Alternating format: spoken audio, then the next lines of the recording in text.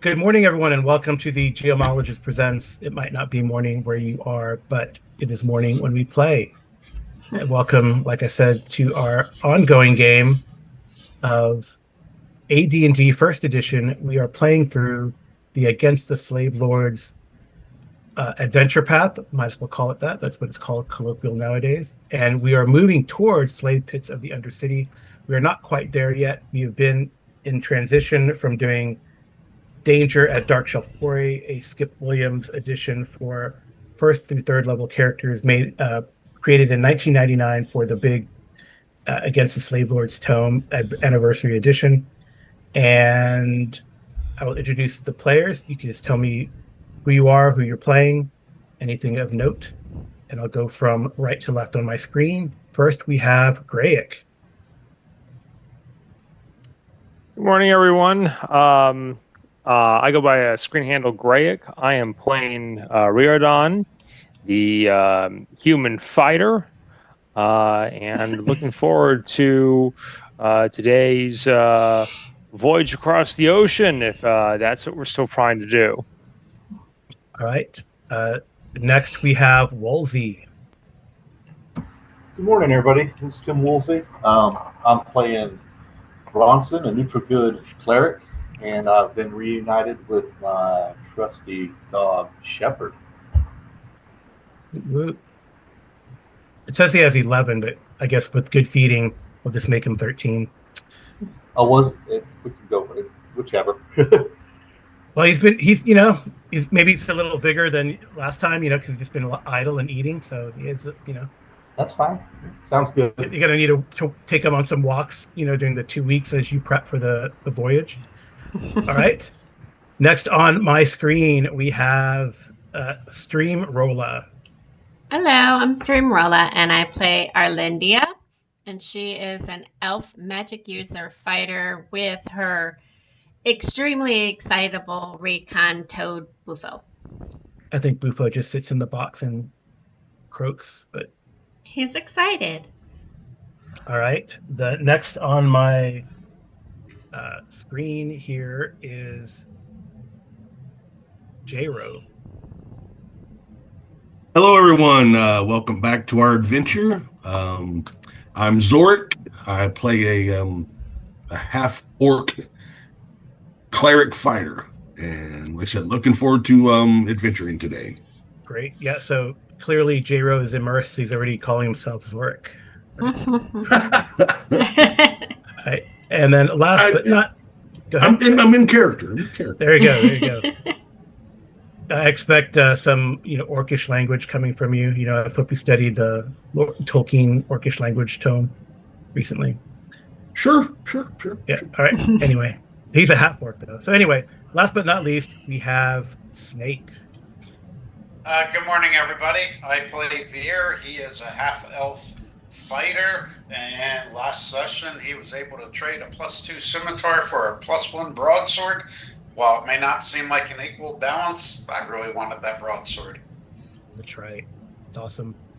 Yeah, I think everyone has does everyone have a magic item or magic weapon now? I don't know. I think so. Arlindia got one. She has a magic bow now. Oh, that's right. We traded up. We made some rolls last time, traded up. Very exciting. Actually,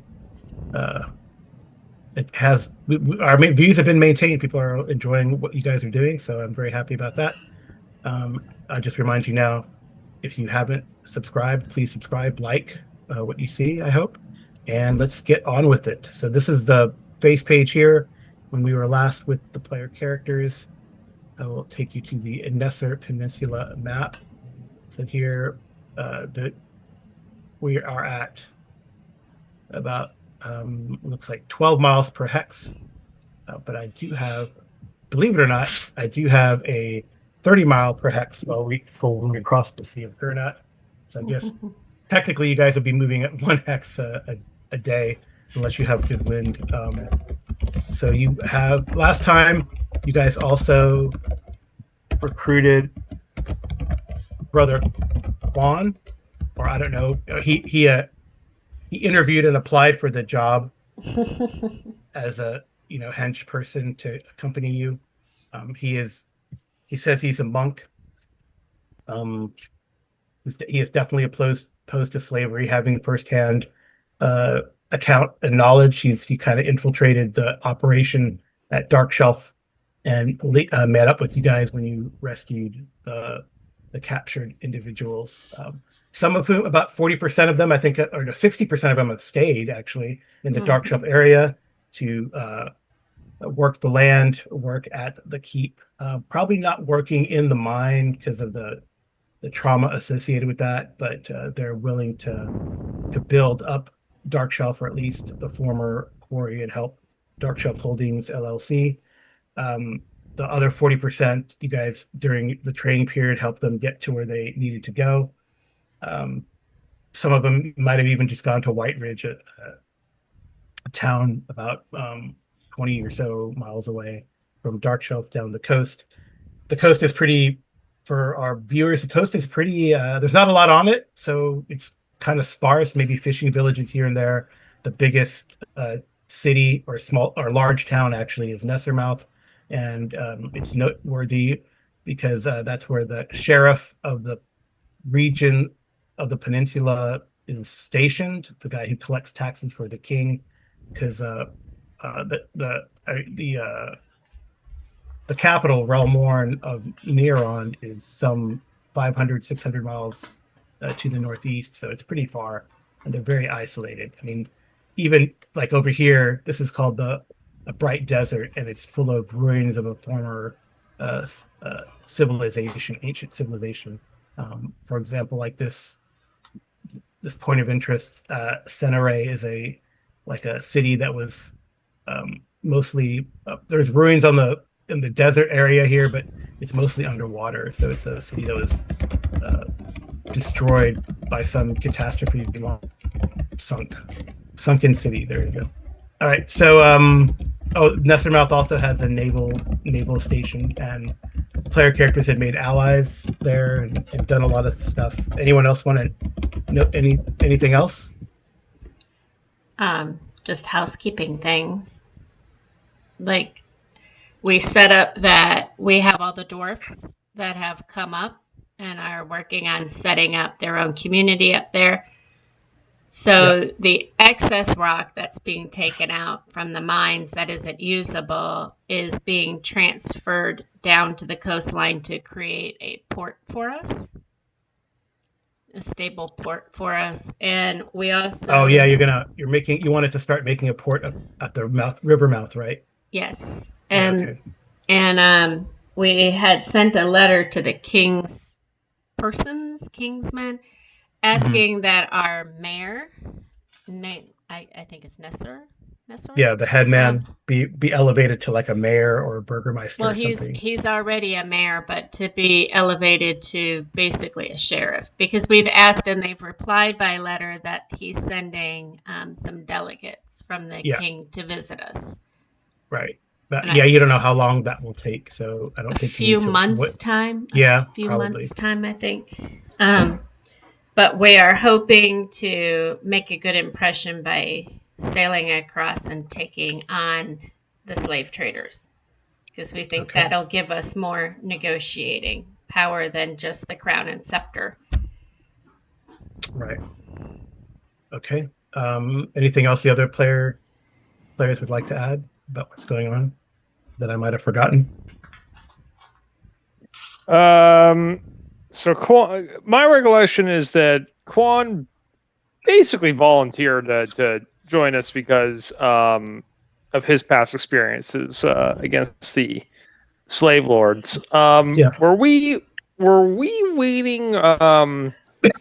See my notes from last session. Were we waiting to see if the dwarves had any friends, family who were interested in joining us? Because remember we were talking about maybe seeing if there was a someone with thief skills who we could potentially pick up as a scout. Okay. I thought we had asked them and someone was checking. Someone said they had a cousin. Yeah. Yeah. Okay. Yeah, let me But also that bow stick, I think we're supposed to give to the monk. So Oh, okay. So he has a magical bow stick. yeah. That's Mhm. cool. I do Yeah. have the stats for him. I made a character sheet for him. I think you guys can see it. You check. Juan does have some rogue skills. I was looking at his character sheet. Yeah, he does. Yeah, he does have rogue skills. Yeah. So I do have the joystick on there. I did put it on there. Okay. He can speak with animals too, and I Mhm. put his thief abilities. So And not we great, but you know. we did find 10 silver tipped arrows um, that we split 5 and 5, I believe. 5 to Arlindia and 5 to, I think it was Veer? No, Jordan, I believe. Rorden. Okay. Yep. Okay. And then we also, there was other ones that we found. Maybe that Okay. was all of them. No, because I misunderstood that they were not oil tipped. They were just being held in oil. Okay. Right. Yep. They're not like explosive arrows, like No. Rambo uses in Rambo 2. Right, but I did make a note that the dwarfs did find silver and copper veins that they're working on, and they've already pulled about 1,600 coins of iron, which equals about 640 gold. Yeah, so that forge is starting to go. That's about after a big a month of work while you guys were doing your final trainings. Mm-hmm. So that's good. Um, so if let's say it takes about 2 weeks to get everything ready and collect the supplies, so you're going to probably need, if you guys travel across. So here is for our viewers and the players. So here's the Sea of Gearnat. Can you see that? Mm-hmm. The Sea of Gearnat, your dark shelf. You're trying to get to Highport. It's about 540 miles. So that seems that would be, if I had a calculator, assuming 27 miles a day. How long is that? Like 20 days? Is that right? I think so. I was just doing calculations. Yeah, 20. So you guesstimate it'll take about 20 days to get over there. So I'm going to ask you how much in supply you would like to get, and I'll tell you how much that will cost. Well, hold on, because I have to add in. Well, no, we haven't left out yet. So it's the 2 weeks that we're on land, right? Yeah, I wouldn't. Yeah, the So- 2 weeks that you're so on land, so it's that's another. 830 gold extra. So I need to Okay. add that in to what we have. Okay. Okay. All right. Sorry if this is boring our viewers, No. but No, I think what's an important consideration. All right, so it's 540 miles. It take about 20 days. So how many days of supplies do you guys want? And then we can calculate how much that's going to cost. I would suggest if we think we're going for 20 and we get delayed at all, I'd say 30 would be my guess. How about you guys? Yeah, I was going to say a minimum 30. 30 days. Okay. So then Yeah, there's I'd agree. That needs to be minimum. We need a bit of a buffer there, in case we get caught in like doldrums or something like that. so then there's 16, 17 NPCs and 22 people for 30 days. Do we Assuming- want to consider rounding that up a couple of more just in case we happen to find people that we need to travel back with or rescuing anybody? I'm a bigger. I guess you might assume. You could assume that you might resupply in Highport. It is a port, but who knows, right? Yeah, we'll Depending have on to how you approach resupply it. to come back. If it's 20 days there, we're going to need at least 20 days to get back.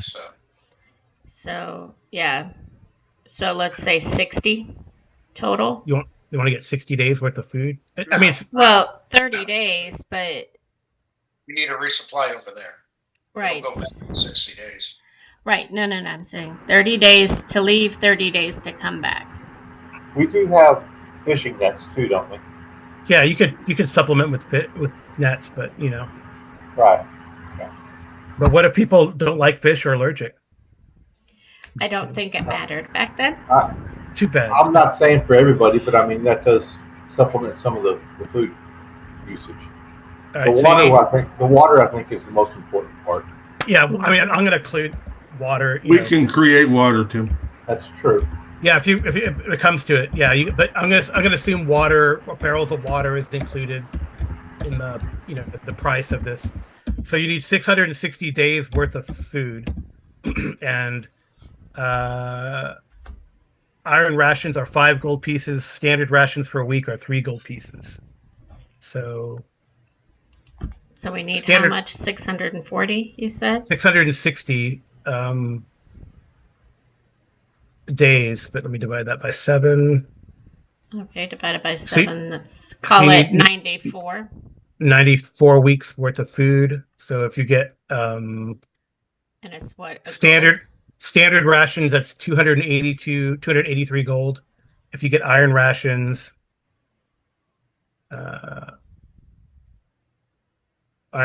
is going to be I would say go with a mix. Figure it at 4 gold pieces a piece. That way, we're getting a mix. okay. Right, So what I say, 95 weeks worth of food 94. times. Okay. But we can go 95. I'd rather be over than under. Okay. I don't have an objection to keeping an emergency supply of iron rations aboard, but this is what standard rations are for. Right. Iron rations are like your high calorie, high density stuffed in, well, tins that were Like supposed to MRE, be. right? Yeah, MREs they basically. were your emergency supply when you're in the field. Your standard rations though are probably your usual hardtack and whatever else you're going to have with it that is not like compressed into a tin. So I would think that we should actually have standard rations to cover a month's worth of travel. The cargo holds should be large enough Oh for yeah, that. yeah, the cargo holds huge. Yeah, if you wanted to take cargo, I mean your cargo is like 50 tons. So Right. do we want to do 20 days of standard ration and 10 days of iron?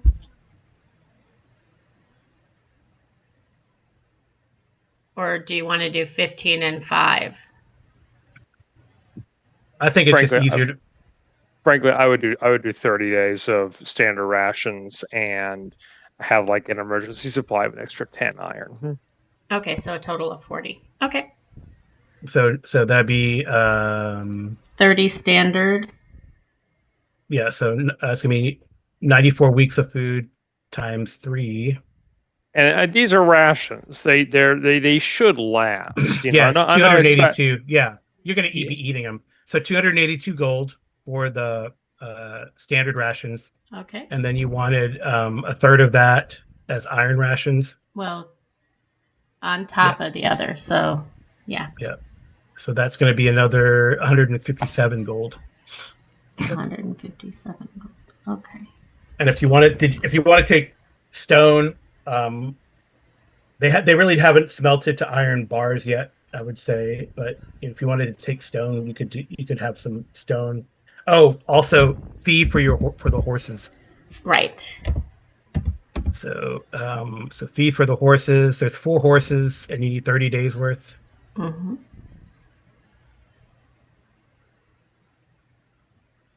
So that's 360. Is that right? Yeah, 306. Oh, no, sorry, divided by 7. 51 more gold for that Okay. for horse feed. We're still fine. We're at 13,235 on gold. Okay. And Anything else we need or to prep or any other supplies? That's like food, water, feed for the horses.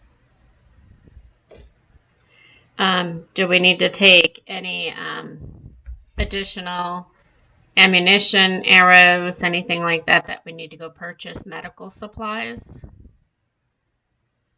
I mean, do you need more of the already treated bandages?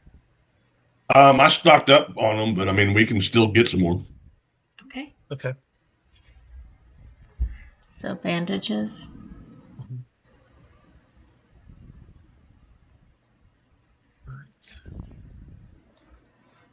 Okay. Yeah. I mean, you can assume that yep, there's plenty of rope, there's plenty of nets, right? There's improvised weapons like clubs and boat hooks galore. You guys do have a little ship's boat, like a dinghy Well, we as have well. 2 rowboats that Oh yeah, you could. I'm Yep. assuming Okay. that we're taking with, right? Yeah, yeah. Okay. All right. And oars. Yeah. So how many tons of quarry material are you taking? If you're taking that at all? I would say just a teaser amount, right, guys? Yeah, we're not really there to like do business with Highport, since they're basically a pirate town. We're actually there to adventure, but Yeah, and you we also should have you could also fly the flag of Niron. I mean, maybe not there in Highport, but as you're traveling, if you need to, right? Because you're privateers of Niron. right. We probably would, and then take the flag down when we actually come into port, since signaling that we're a hostile power is probably not the wisest idea when we're actually sailing in. Yeah. But I think we probably actually do want to take some, though, just in case we need um, any cover there, or if there is somebody of interest there. I mean, I wouldn't completely rule out any mercantile interests, but it might actually be a decent idea to have some on board, simply so that we can say, hey, we're merchants. We're here to sell our goods. Okay. So, So like I said, you have 50 tons. it's You have 50 always tons good to have a of cover space. story. Yeah. You have 50. Yeah, you have 50 tons of space, and like the food is only going to take like barely anything like so. Are we going under the guise that we're taking a little bit of what we had in the mine with us to trade and act as if we're there to get more slaves? Is that the cover story we want to go with, or? I guess you have to figure that out when you get there. You guys have a contact that you can meet there too. I don't remember writing a name down of a contact. Mikaro Valastine. Yeah. Okay, Negro. Yeah, Mikaro the last. He's according to the church that you talked to, he's a priest of the god who hates the god of freedom, basically. So do we want to take a little bit of iron ore with us to make a donation to him? Maybe, for lack of a better term, somewhat bribery?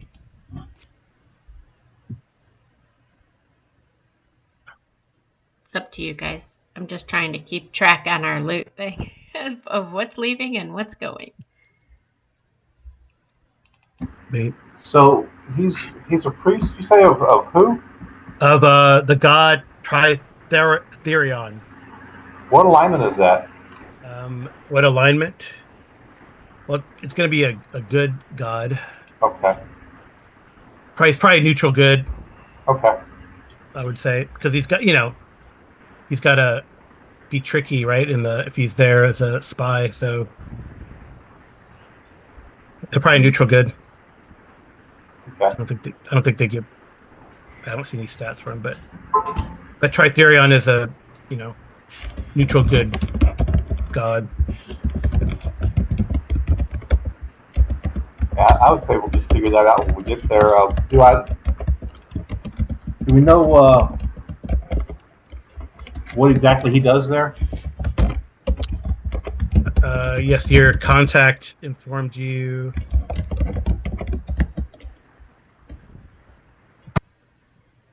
that he's a free-spirited cleric of Tritherion. He has very much of a conviction against the idea. Well, Tritherion cannot abide slavery, neither can Mikaro. And he is devoted to the entirety of his service towards the efforts to free the shackled wherever he finds them. So he's a pretty inconspicuous kind of dude, so he can fit in, and he's trying to dismantle slavery along the Wild Coast, and he's had a mission in Highport is his latest effort. Okay, but what I'm getting at, do we know what his guise is down there? Basically, what he's pretending to do, or like what kind of role he's assuming? Not with bringing the slaves, but how he's trying to help, blend in. And to further that, as Woolsey's pointing out, how do we even make contact with them? I realizing now I didn't ask about that last session, but if he's laying low, that's really important, because if we just asking his name in the local, watering hole probably isn't going to work then. That's why I was Yeah, I guess suggesting maybe we have something to go to the church to make a donation, and then we can talk well, to he's him. probably laying low. Well, that's the thing. Is he even being open about his identity? Because Probably I mean, not. we have his name, but he may not be using that name in Highport. That may mean absolutely nothing to everybody Yeah. there. So give me let's see, roll me a d6, Woolsey. See if your contact knows, because it does say he's free spirited, so there could be a chance that no one knows what the hell he's doing, just what he's doing. Yeah, they don't know. They don't know what his cover is, because he tends to work independently. Mhm. So we don't get reports, but haven't heard that he's dead. But we do know that he has freed people. So, I guess we have a pretty good description of him. Yeah. Character, a mole on his left cheek, or whatever. All right. So Have a certain color, wear a certain color cape, or things like that. they tell you he's a stout but sinewy man of middling years. Last I saw him, he was balding on the top with long, stringy, dark hair that hangs to his shoulders. He has a missing ear. Okay, missing ear. Mhm. Would Quan know him? That's an interesting question. Roll a d6. Me? Yeah. Uh-oh. You asked the question. I know I asked the question, but we'll see if Roll20 is in a mood to give me stuff. 6? Probably not. No, Quan does not know him, but he says, I can go in. I'm good at infiltrating, more or less, so I can go look for him if we need to. Well, since he's specifically a religious person and a cleric of the Freedom God, maybe there's some kind of signal known to his faith. Oh yeah. Okay. It'd be sort of like alignment language, I guess. But maybe That's easy. there's something there where, like, you say this phrase from their holy book, or you get a secret handshake essentially, and at that point he'll know, oh, you're somebody who knows who I really am. Yeah, that's reasonable. So Bronson, they probably gave you like some verses to say from the Holy Book of Tritherion, since he's allied with your deity, so more or less. Okay, that and the missing an ear is probably pretty good.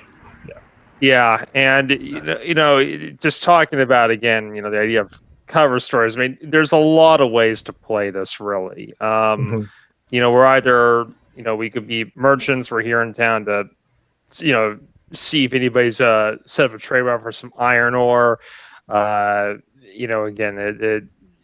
I don't expect high sport to be rough and tumble given the Pomarge's history, but I don't expect to, like, immediately come under attack the moment we get out there. I mean, even if you're heading into like IUs, that probably wouldn't happen still, but maybe. But we could, alternatively, we're all extremely heavily armed. We're mercenaries, or we are slave traders ourselves, or, again, given how it kind of worked last time, Right. we could actually try to pass Zorik off as Bazali and say, that we're here we're here to, pick up slaves and get pointed straight at to whatever their slave market is.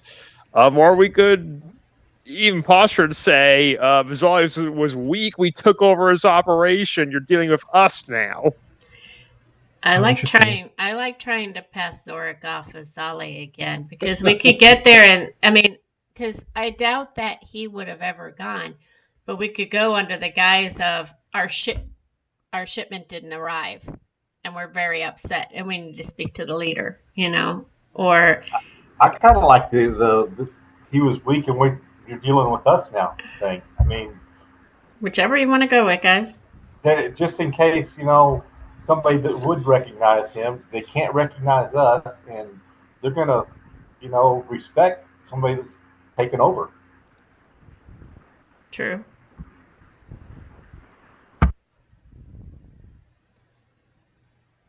Okay. Cool stuff.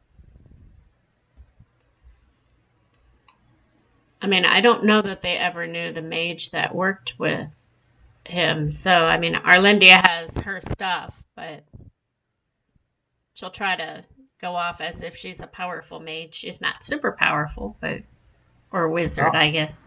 obviously, if he was weak, you would have their stuff because we defeated him. We took over. Right. Right, but I Yeah. mean, she's gonna try and be acting like a more powerful entity than she really is. Yeah. I've been for obviously this whole time, based on things I've said in prior sessions, I've been sort of assuming that Basali was overall small fry in this grander scheme of things, as he seemed to be an independent operator.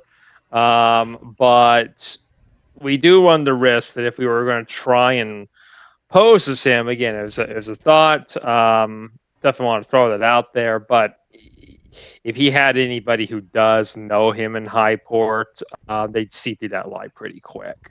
I mean, the alternative, of course, is saying, yeah, no, we totally killed him. You're dealing with us. I mean, they might actually respect strength because this is basically a criminal syndicate, and if they if they think that we're here though still to do business, they may be less interested in possibly, I don't know this for sure, but maybe they're less interested in who's buying per se, as long as they're moving product, unfortunately in this case being human beings or sentient beings. Yeah. So the last, just to give you like a history that you can probably find or look up. So at least in Nessermouth, you could have done it. So effectively, there was a conflict between the elf dwarves and humans um, in that area of Highport, and the orcs and goblins. I think they took advantage of that. So about 70 years ago, orcs and goblins driven from the Lort Mills descended upon the capital, and while the capital repelled several assaults, the six assaults breached the gate, and Highport fell to the orcs. It was sacked and burned. Most of the population slaughtered or enslaved. And then, of course, the orcs put the displays of the bodies around town and, on spikes, etc. And Highport was in ruins. It's called the Night of the Bloody Spear. And then the orcs conquered most of the Pomarge as well. So there was a, let's see what else that might be. Like we can roll to see if people know more information. Let's see. There was a meeting. Apparently, though, it's not a ruin anymore. For over 50 years, Highport has been ruled by a coalition of orc and goblin tribes. And however, it seems that at least two human and half orcs have controlled the government. So there's something else going on there. People think, and you guys have. The city is also a rare port accepting of pirates who raid shipping in the Woolly Bay and into the Azure Sea, so along the Sea of Gearnat as well. And I think that is it. Yep. I don't know what that is. So when we get there, is our goal to cut off the head of the snake or just meet the snake? Well, you know that the slave trade is coming from there, so you just got to. I would assume. Um, Because if we go in there attacking and killing, we're going to call attention to ourselves. But yeah, so are we trying to make contact and pull them over to Dark Shelf where we can eliminate them one by one?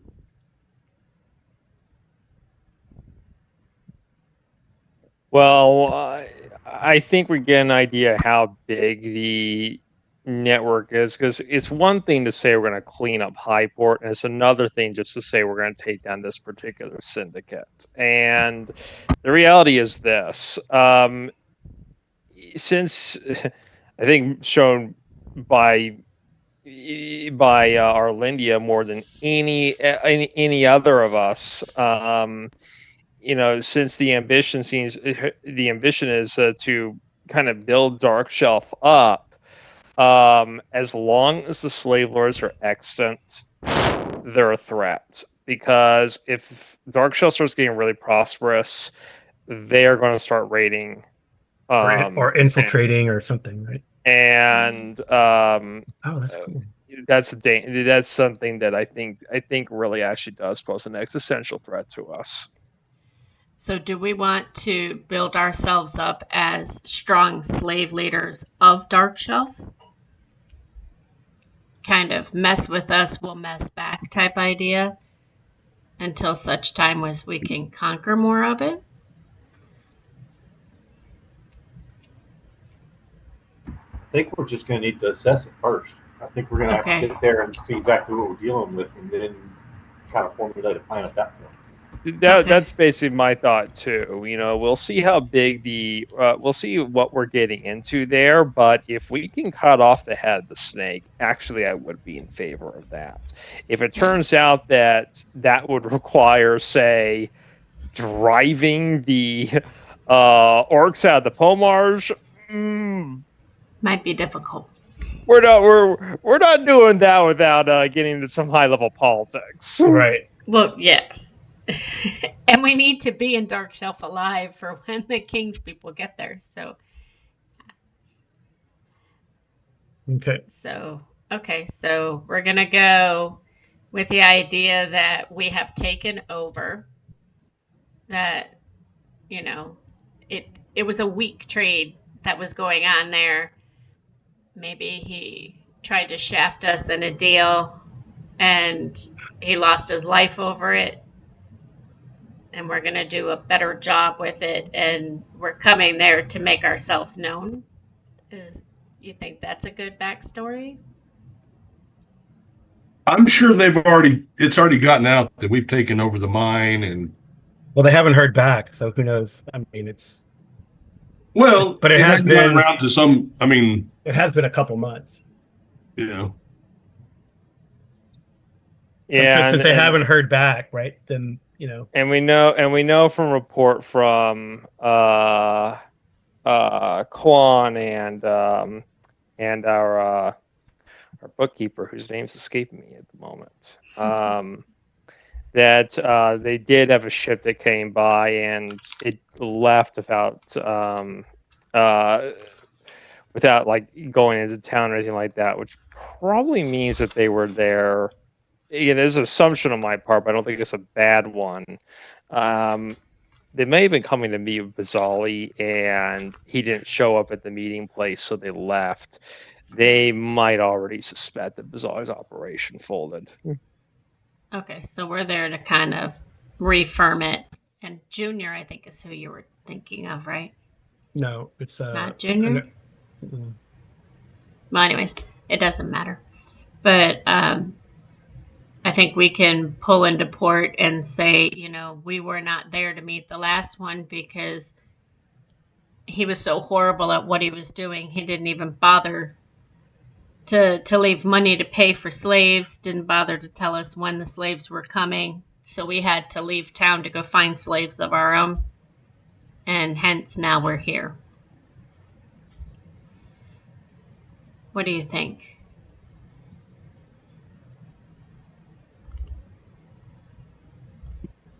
I think we've got plenty of time to come up with a story on as we're sailing. Okay. All right. Let's get attacked while we're on a boat, which is normally what happens, right? Oh, how much is it to take, shall we say, like repair kits with us? Like extra wood and nails. Yeah, I'm assuming you have that. Okay. I just don't want to That be trapped out in the middle of the ocean. We don't have a way to repair what's been done. yeah, you have that stuff. Okay. I mean, you could keep most of the hold, open also for like if you beat a boat or something, right? So Was this one of the slaver ships? The ones that yeah, yeah. it was? Yes. Yes. Can we make it look different a little bit? Change the mask or something, to make it. Yeah, I know we've painted it and it doesn't look the same, but I mean, like physically alter some little things on it to make it to where it looks just a little bit more different. yeah. I figure you've done that in the last couple months. You were Okay. at Nessermouth, so Yeah, Okay. I mean, we had to replace an entire mast because we sort of destroyed the yeah, you first destroyed one. the yeah. It's a cog, but it's kind of like a hybrid in a way because it has like a, a foresail. So there should be some differences in its construction at this point, I would think. Just out of curiosity, since we know this high port is kind of ruled by orcs, and would we want to put like stakes on the front of the boat and maybe take some of the skulls or whatever that we have and put them on there? Now his name's coming back to me, Yogi. There Yeah, we okay, go. very good. I mean, maybe. I mean, we got to get across the ocean first, maybe. That sounds a little barbaric for my taste. I was just throwing it Actually. out there. I mean, I'm just going with the neutral good cleric part. That seems I a little don't. barbaric for me. Yeah, and I don't remember the captain that we took down when this was originally the long span. I don't remember him, lining the deck with skulls or anything like that. oh no, I Interesting didn't. aesthetic, but I am not currently playing a necromancer, so Well, no, no, no. I mean, Arlindia is neutral good. I didn't know if we have chaotic in our group or I was just Well, thinking, again, like the long span didn't seem to do that because they didn't want to. I mean, because it looks like they probably traded up Woolly Bay, right? So why call attention to themselves until they, okay, you know what I mean? all right. Well, I'm ready to set sail then. Arlindia wants to grab some moss off of the rocks and everything to give to Bufo on the trip. Because I'm sure he'd like to hop out and sun himself a little bit on the boat, I don't know. free toting it instead of free balling it on the deck there. Mm-hmm. Okay. I can envision Bufo hanging out with Shepard too. The dog will eat him and then get sick. Why would Shepard eat Bufo? They fought together. I don't know. Because that's what dogs do. Eh. All right, he'll just sun himself. Mm-hmm. Huh. Okay. So we have our horses there. Yeah. I'm assuming we would have had time to have our saddles somewhat redesigned to match the dark shelf, That's the fine. the dark sail, right? I mean, we have a flag and we have kind of a, for lack of a better term, like a coat of arms, right? So maybe Yeah. putting that on the saddle. Okay. Okay. Okay. You guys cool with that too? All right, let's go. Let's do this. Okay.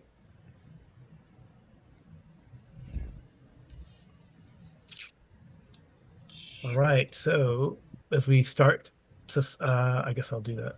I'll do that kind of stuff. So final. today's Oh, sorry, Carl. I didn't mean to interrupt you there. I guess the final question: if we're setting sail, I guess we're not. Are they haven't arrived yet by our departure date, or Oh, right. That's the I have that. cousin didn't arrive, so we're just going to take off?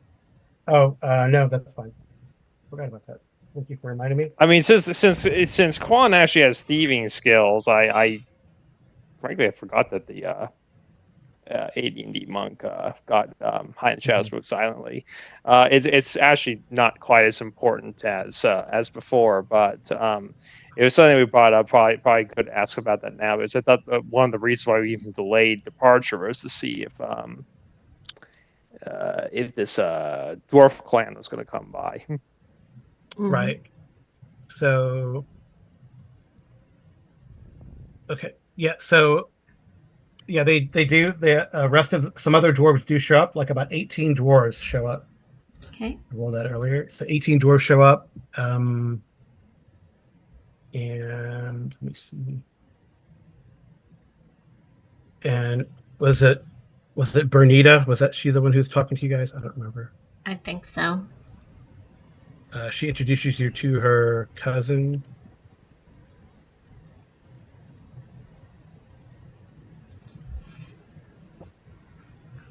And whose name is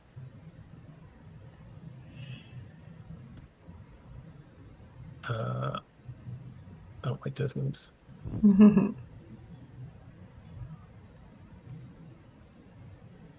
These don't seem like dwarven names to me, but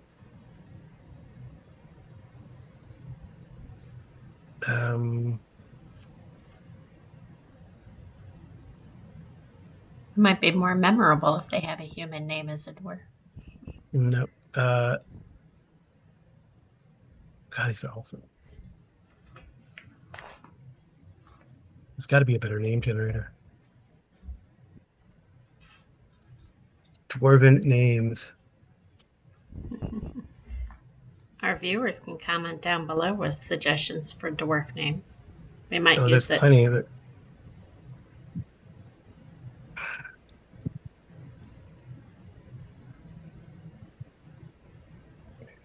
Sorry, folks. I didn't mean to grind the game to a complete halt by making Carl make up NPCs. No, that's fine. That's okay. There you go. Right. These are not so great either. Just pick one. Tharvar. Farvar. Tharvar. And someone roll me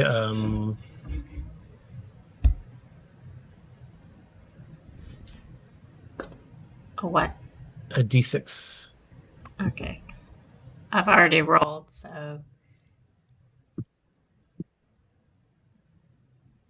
Anyone else want? Yeah, someone roll a d6. Nope, I will roll. Oh, okay. He seems like a decently spry kind of dwarf. Okay. And he's our thief? He calls himself a.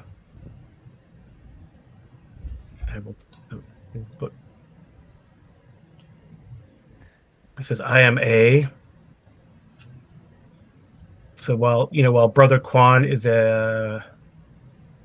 What does he call himself? Brother Quan calls himself a brother. Exactly. So he's a brother, and then this guy says that he is a cut purse. A cut purse? Yep. But is he a thief? Well, that's just a level of thief, yes. It's like the Okay. level. Yeah. Third level Yeah. for the player's handbook. So if he's if he's using that to indicate his level of experience with us, which is fine, because again, we need a good.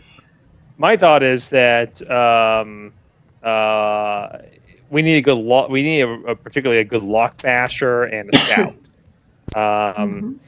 Since as we kind of talked about before, Bufu has done a wonderful job for us scouting, but we might be starting to get towards the level where, or at least with the danger we're likely coming up against, putting putting Bufo in a position where he get killed is going to start getting undesirable.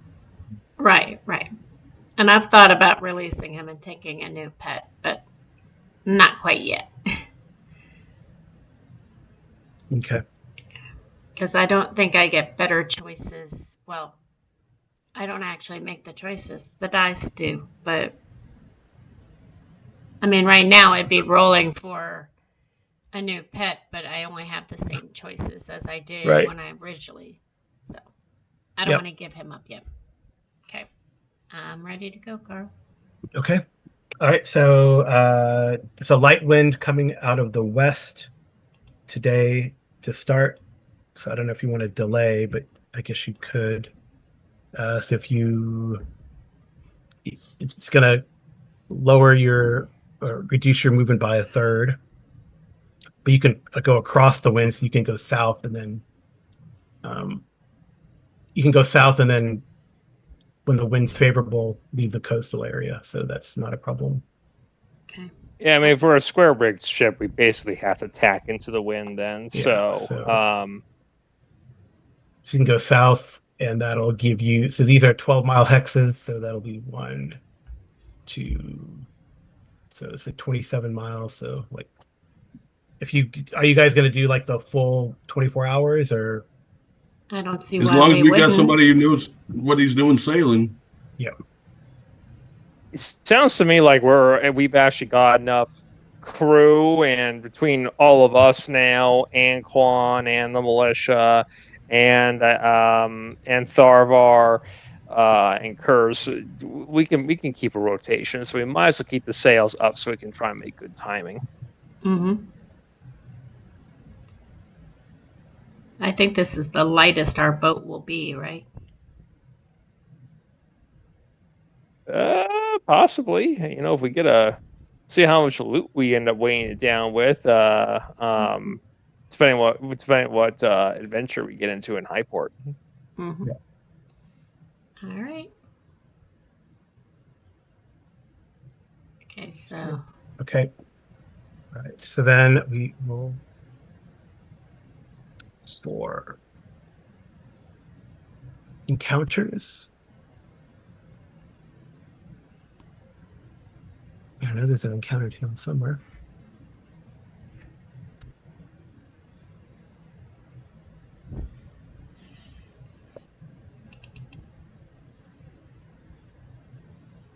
Oh, okay. All right. So I will tell you if there is any encounters. okay. Was I supposed to tell you what spells she has right now? It might be important at some point. Okay, so I'm So thinking Wall of Fog, um, obviously Web, and possibly Gust of Wind. Well, no, she doesn't know Gust of Wind yet. Sorry. mhm. Um, so Fog, Cloud, Web, but she can do 2 level 2s, right? Or 1 level 2 and 2 level 1s. I don't remember. Well, Wall of Fog is a first level 1, so that one. And I'm thinking Push Mhm. for the second one, and then Web. Okay. But I think she gets 2 level 2s, right? So if that's the case, then it would be Fog Cloud and Fog Cloud and Web. Okay. Okay. Sorry, forgot to mention that. By the And way, Woolsey just put this in the chat there. This is a great mention. Since with his clerical magic, he can get the continual light spell. So he's yeah. made everybody. He took some stones and cast continual light, and then reversed it for continual darkness, and distributed them to everybody. Presumably Okay. he's been praying for spells and doing it every day, so he can distribute us. That's a great idea. Okay. Yeah. So Oh, I need to change one. I'm going to change one of the spells to sleep. okay.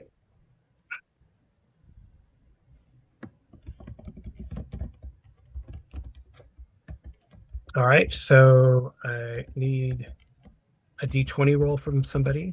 The seaworthiness check. I'm not rolling very well, so. Yay, Woolsey.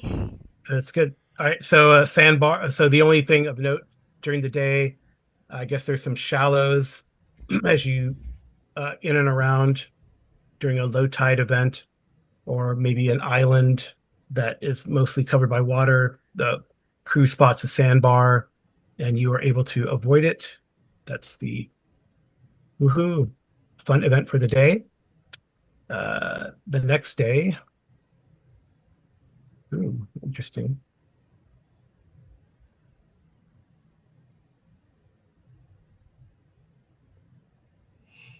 I don't know that it's a good sign that the GM says interesting. Yeah, unfortunately, like the next day, it becomes calm. So what does that mean?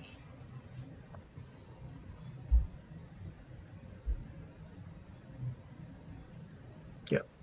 So you guys drift for the day.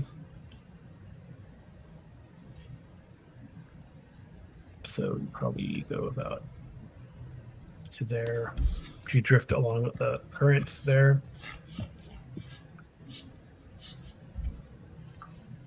Minimal wind. Yeah. Oh, and there's lots of stuff that happens, unfortunately. We're never going to get there. So if I'm able to do 3 first level spells now, then would my push spell, would I be able to push the boat? Or is that something different? No, Um, I don't think so. Gust of wind, if you have gust of wind. yeah, like I said, I was gonna say what I'm praying for is gonna be cure lights, create water, endure cold and heat, persist. Anyway, cause rain. We're in watching Dust Devil. Dust Devil will create a conjure a small wind elemental. I don't know how much it'll be able to push a boat, but it might be How able. how long does it last? It's I'm reading it right now. It's in the Unearthed Arcana. Dust Devil duration 1 round per level, so it would be 4 rounds. Okay. Yeah. It enables the cleric to conjure up a weak air elemental. I mean, it's 2 hit dice, so it's a decent size. Yeah. It's like the Dust Devil appears with a small whirlwind 5 feet in diameter, its base 15 feet tall and 10 feet across at the top. Right. So early on, you pass a ship. They kind of wave to you. It looks like they're going north towards Dark Shelf. Do we recognize this boat? No, I mean it looks like a trading vessel.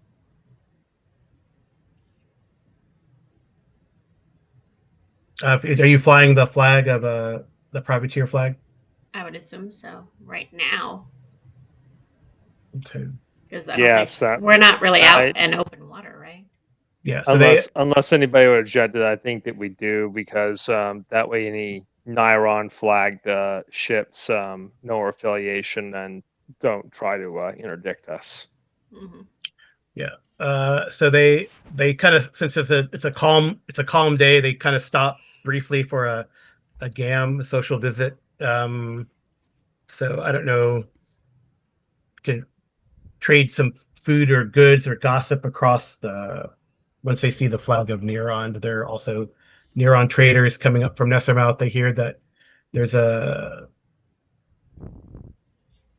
because they said that they're just testing a new market. They hear that there's stone and maybe metals to be traded, and as well as good fish apparently. Mm-hmm. They say these dwarves. I heard a dwarven clan is moving there.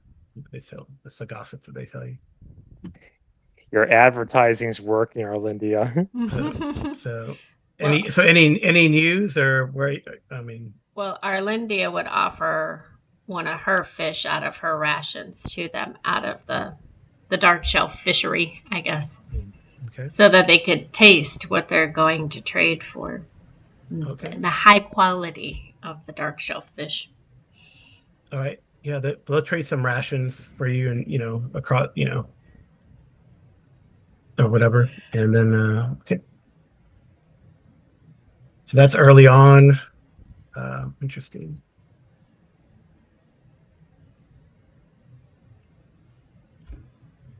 So let's see.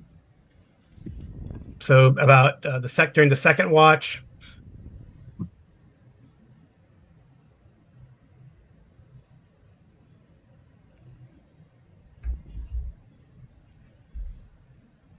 And this is happening on our trip south.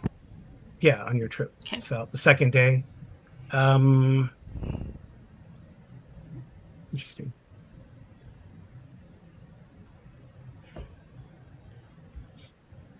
All right. So someone can roll me a d6. I'll do it. Okay. All right. So you see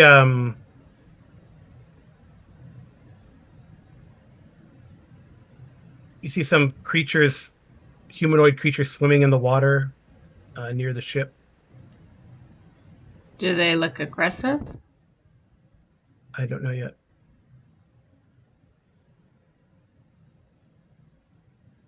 It's not sea trolls again, is it? No, it's not sea trolls. They're not trolls.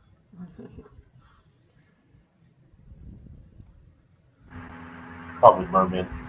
Merman. All right. I'm somewhat inclined to ignore them if they don't attack. What's that? I'm inclined. My inclination is frankly to ignore them unless they actually attack us. Yeah. Well, I mean, Arlindia will stand at the back of the boat or the side, wherever they are, and just keep an eye on them. Because push come to shove, she could web them, right? Do they Yeah. look like lizards? They look like fishmen. So not necessarily aggressive. There's quite a few. It's like a band. Yeah. Like Sahagin, like No. shark people. Shark people. It's probably the best description I can think of for Sahagin. Yep. Is shark people? I don't know. I mean, if they leave us alone, we can leave them alone. Sahagin are pretty aggressive. I mean, he's looking them up, so that usually means we're in trouble, right? Maybe. I also have my sleep spell that I could maybe cast on him. That's true. They definitely get kind of close to you guys. But Hail them in common and see if they respond. If they act hostile, then we'll know to kind of get everybody all hands on deck. Okay. Okay. All right. Just see. I would imagine that I'm down in my bunks doing those stones until I'm done. I'm not sure how long it's taking me to do all that, or how long. Oh, you could have prepped them already during the 2 weeks, right? Okay. Looking on my sheet for what languages I speak. So you're gonna yell at them in common? I'm assuming so. All right. I'm not the most diplomatic one as far as the talking goes. Isn't Rorden usually our talker? Is my all a +0 modifier on reaction rolls? I don't remember who. It's not a negative that I have. Right. That's the thing. Technically, I'm the pretty one in the group of my 12 charisma. All right. So roll. You're the one that has to talk then. Roll. Roll me a 2d6 then. Okay. Do they look scaled in hues of yellow scales? Um, I don't know if I wonder if I have a token of these guys. Oh, let me get. Yeah, the other kind of fishman species that I can remember from D&D is usually like Kotoa, but usually Underdark. They're Underdark, yeah. Mm-hmm. Well, I mean, if I was to use a push spell, can I push water at them to push them away? But then we need to move a little Oh, quicker that's a than fun one. what push? No, oh, that's a good. This is a good one. I don't think we need to be doing anything aggressive yet. Oh no, I don't think so. I mean, I was contemplating fog, but if I mean they're fish, they're gonna see through it. Um, I'm looking for a good dwarf token for your dude. Oh, I think that's a good one. That's a fun one. This is your, what's his name? Thorvar, right? Is that what I said? Thurber.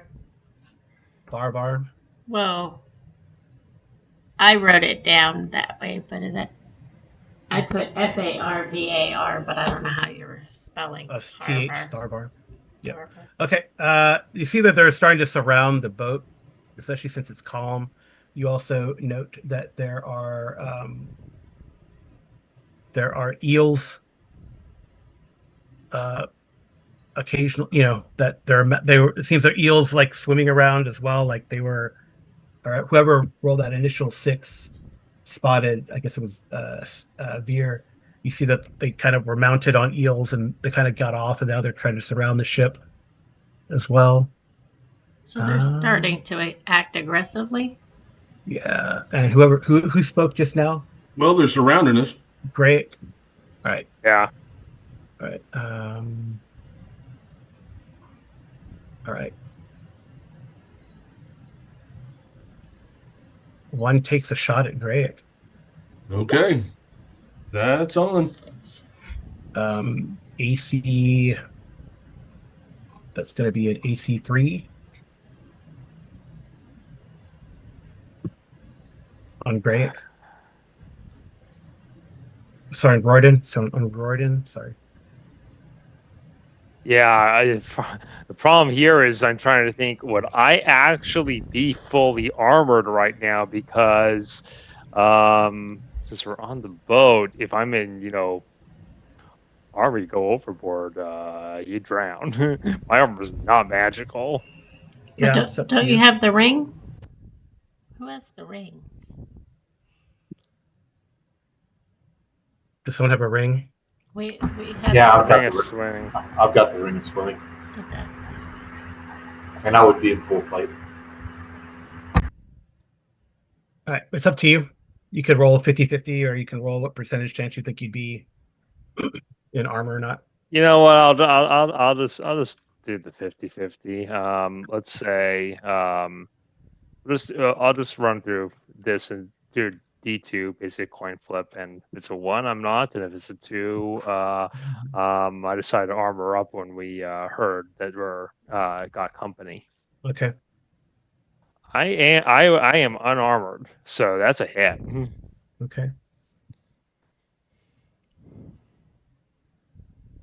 Since without the banded mail on, I should be AC 7. Okay. Do I not have? Oh, I cannot spell.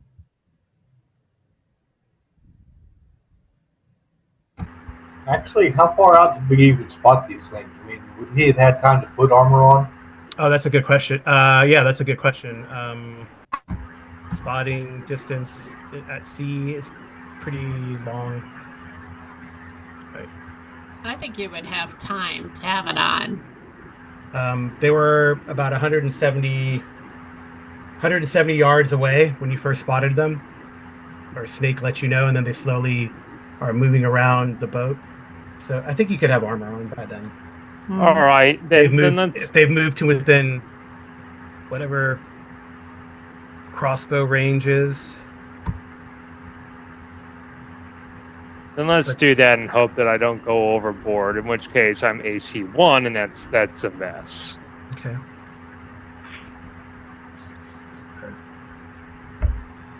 Let me see. So if Arlindia casts sleep, how many of these creatures could she encompass with that? What's the distance of sleep? So I he's don't- within 60 yards now, 6 inches now. So let's see, sleep. What's the range of sleep?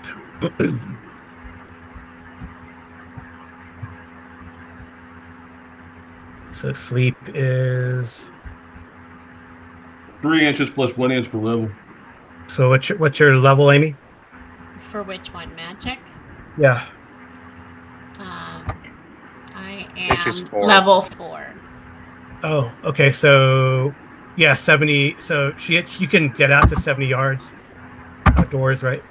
Okay, will that encompass most of them that are attacking us? It I does. could- It depends on the hit dice. It doesn't. yeah, you just roll for hit dice, right? For sleep. Well, it's like each she can affect 4 to 16 up to 1 hit dice. 1 Mm-hmm. plus to 2 is 2 to 8. 2 plus 1 to 3 is 1 to 4.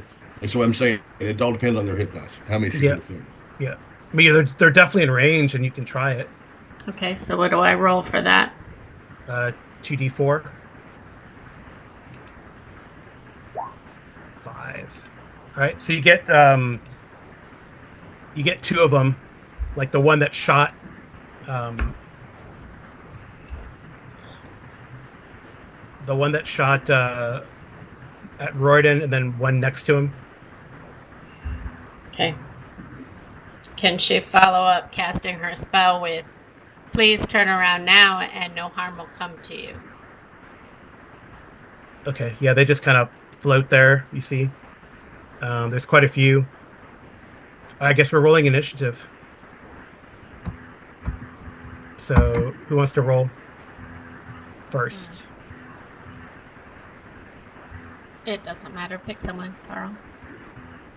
I got a 1. So I'll do it. I was the one who got attacked. yeah. Well, I don't think we're going to do Right. better than a 1, so he goes first. Well, You go first. it gives me a buffer. His last one I said I'll do it. I rolled a 1. He got But you got a crappy 3. hit points with the militia. So you guys can go. You've had plenty of time to prepare, so you can have, people shoot. Everyone ready to shoot. Well, And I think Arlindy they're already at- went because she cast her sleep.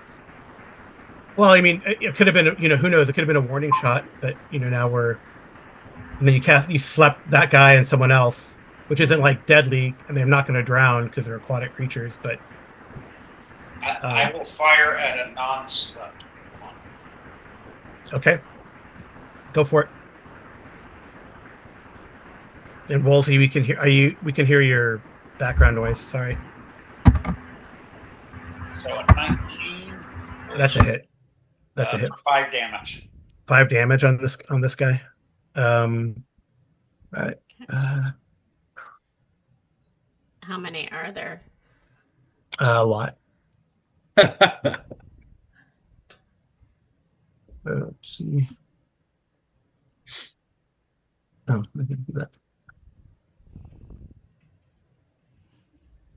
Oh wow, that guy goes down.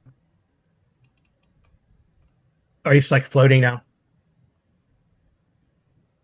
So as I sink my arrow into his head, I yell out to the other ones, "You've been told to leave. Follow up on it." All right. Who's next? Anyone else? Yeah, I'm gonna open fire. Okay. I think there's about to be a lot of arrows in the air. Okay. Militia. So here we go. Oof. What Small, medium. Yeah, they're medium. So they're Well, second arrow. That okay. How many can I fit into a web? How big is your web? I don't know. You tell me. It's area of effect. You might want to, but it's not anchored to anything. That's a problem. You have to anchor it at least to the boat, and they're not at the boat yet. You could definitely, if they try to scale the boat, you can web them to the side of the boat. Well, I'm just All right, that's thinking. another one down. I'd probably save your web at this juncture and use the bow. I don't think that we Okay. need to complete all of our spells in the opening round of combat. Yeah. Well, I'm just trying to de-escalate without injuring, Yeah, but that's another floater. And 'cause- honestly, it says 2 Second hits. attack, don't I, with my bow? Yeah, that was the hit. all right. So Arlindia will take her bow out since she's. No. They're obviously not That's a backing miss. down. Okay. Okay, so but she has to wait until they go again, No, right? you can go. No, you can go. Oh, okay. With That was both? like a. Yeah, go ahead. Okay. It's like the opening so- round of regular combat. Like they fired a shot and it missed, and then you slept 2, and now we're fighting. So how far away are they at this point? About 60, I'm 6 gonna inches. I'm gonna go grab the fishing net. Okay, that's a hit. Okay. And then are they close range? They're short range. They're not at point blank, so just the regular. Okay, so just damage. regular damage. Yep. 7. All right, that's another floater. Okay, and then her second arrow. Yep.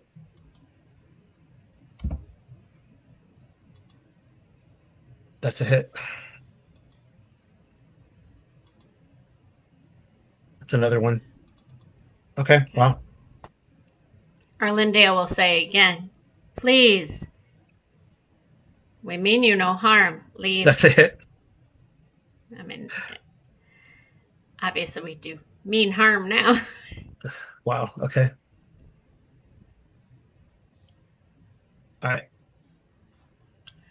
So it looks like 5 of them are bobbing on the surface with the arrow in and bleeding out. Oh, That's does a a miss, 9? Zort. Oh, okay. Oh. All right, and then you want the militia to fire, right?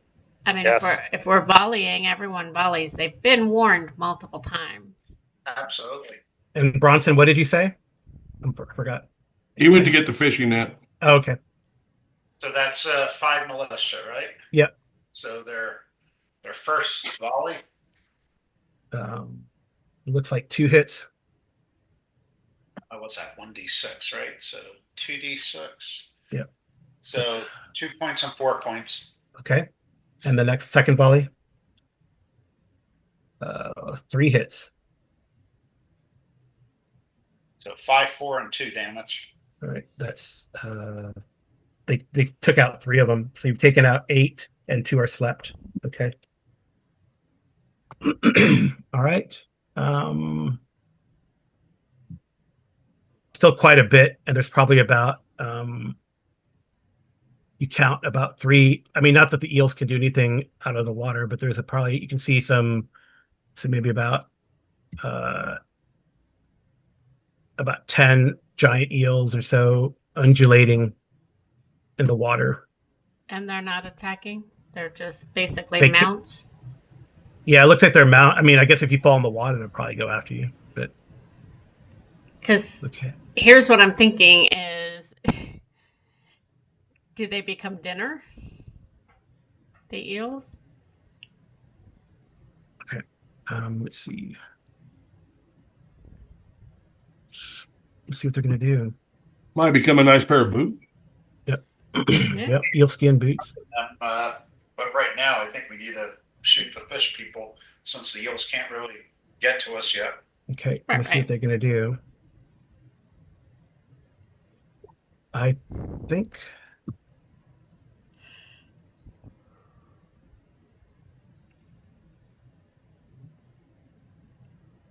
Is there one out of all of them that looks more like the leader?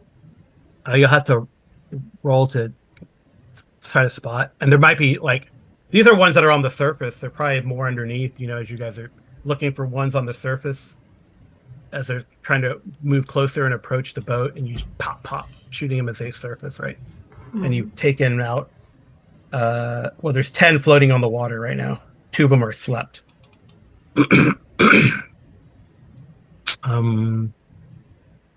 is that? This is a strange idea, guys, but what if we took a couple of flasks of oil, poured it on the water, Oh yeah, that would be. and lit it I on mean, fire? That would not be a good idea. I mean, because we are in a wooden boat. boats don't catch on fire that quickly, as you guys saw in the. They're aquatic. They'll just go underneath it. Yeah, but then they Yeah. can't surface. But then they don't The ocean's a surface. big place. We're not going to cover much of the area. It's going to need a lot of oil. Yeah, Yeah, and I actually am with Bronson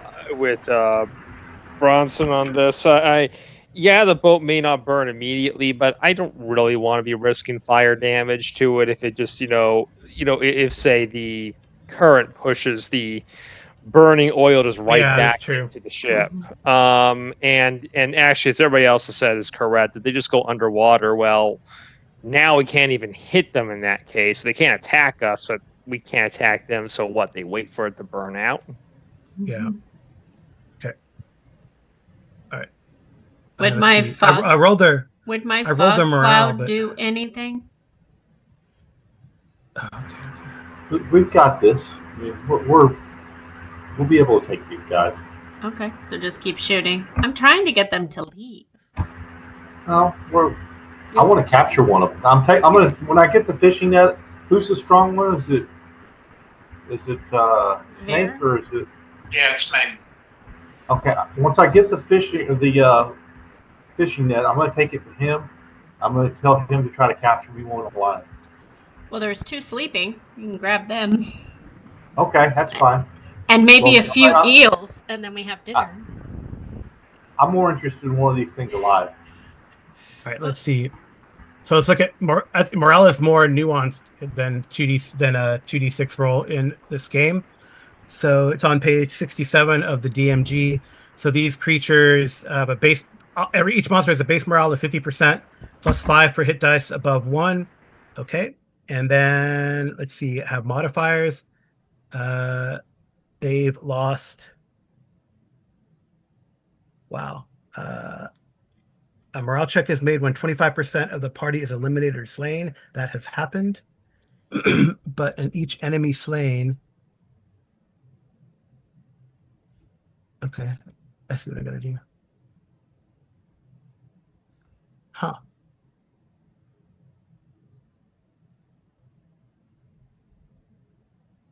Oh, and somebody has to do Quan's attacks.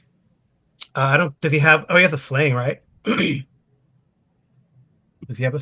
Can he use a slaying? Pull up his character sheet because I don't know what he has. Oh, you can't see it. I hadn't pulled it up. I just pulled it up now. So he has I don't think he has a. spear, throne, and joe stick. So he has a spear throne. I don't know if he wants to lose the spear. Yeah. Yeah, you might lose that. Yeah, I funny as it would be for him to try and harpoon one of them. Yeah. Probably since that sounds like it's the spear and not like a dedicated harpoon. Probably best just to save that for now. Yeah. Roll for Tharbar. Roll a d20. He has a light crossbow. So Who do roll you a want to D20. roll, Carl? Doesn't matter. Someone roll. Let's roll a d20. I'm trying. Oh, that's a hit. Oh. So roll damage No, for no, a light crossbow. Take his roll better. Yep. What? Roll That's 20 what light's a great. D4. Well, I think it's a d4, right? Light crossbow. Yeah. Okay. Well, he enters one. Who could potentially end up in the net? Yep. Okay. So I think I got to roll morale for sure, but I got to figure out what the calculation is now. All right. So I know what their base is, but they lost. That doesn't make sense, but okay. Okay. Well, okay. There's that.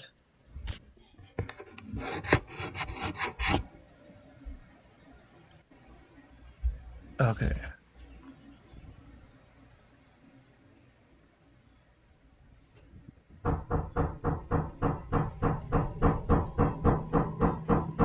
Okay. Each enemy deserting, each enemy slain.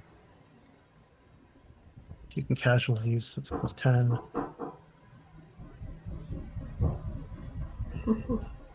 Okay. Not up class. I'll just roll percentile. Oh.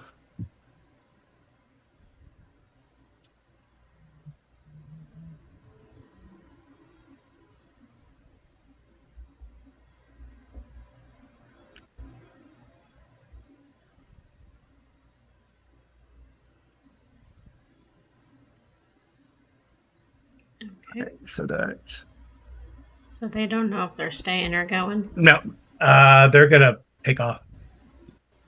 That's just too high to. And I rolled a 9 also. So yeah, they're gonna start.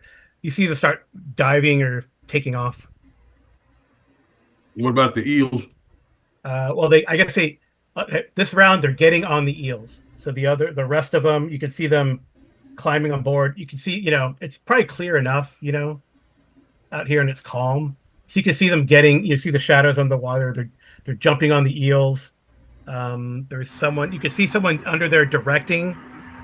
There's like maybe 5 leader types directing things so this round they'd have to get on the eels.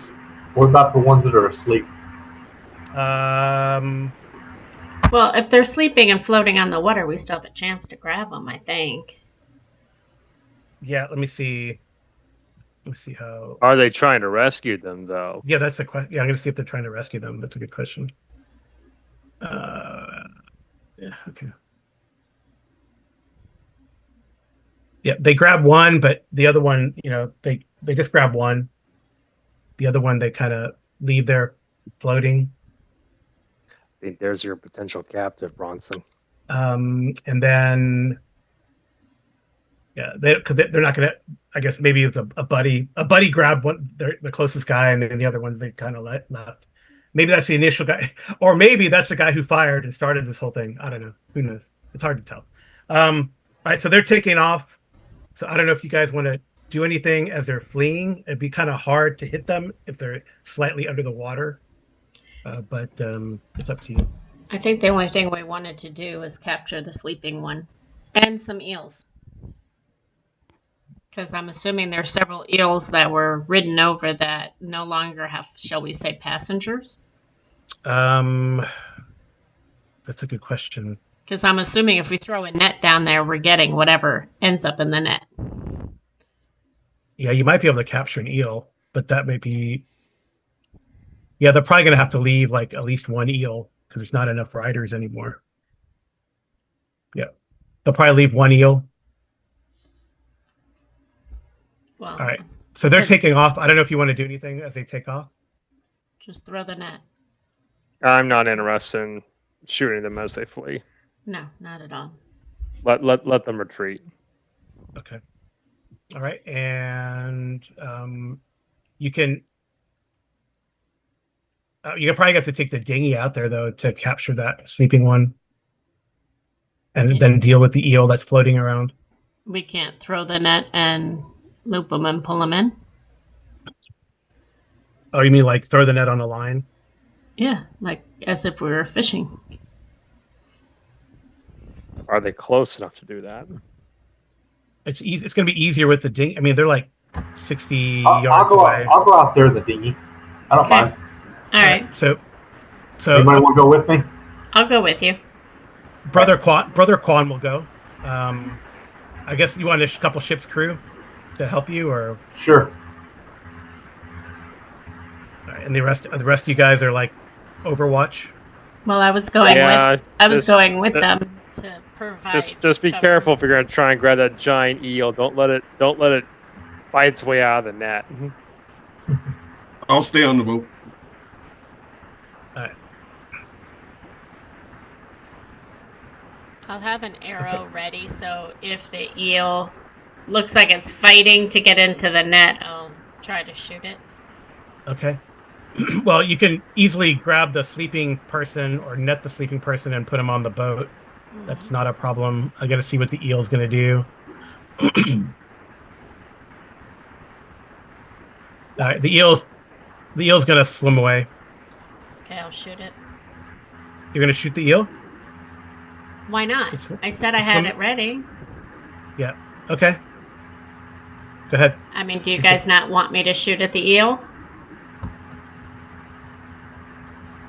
I'm just thinking. Go ahead. I mean, it's food.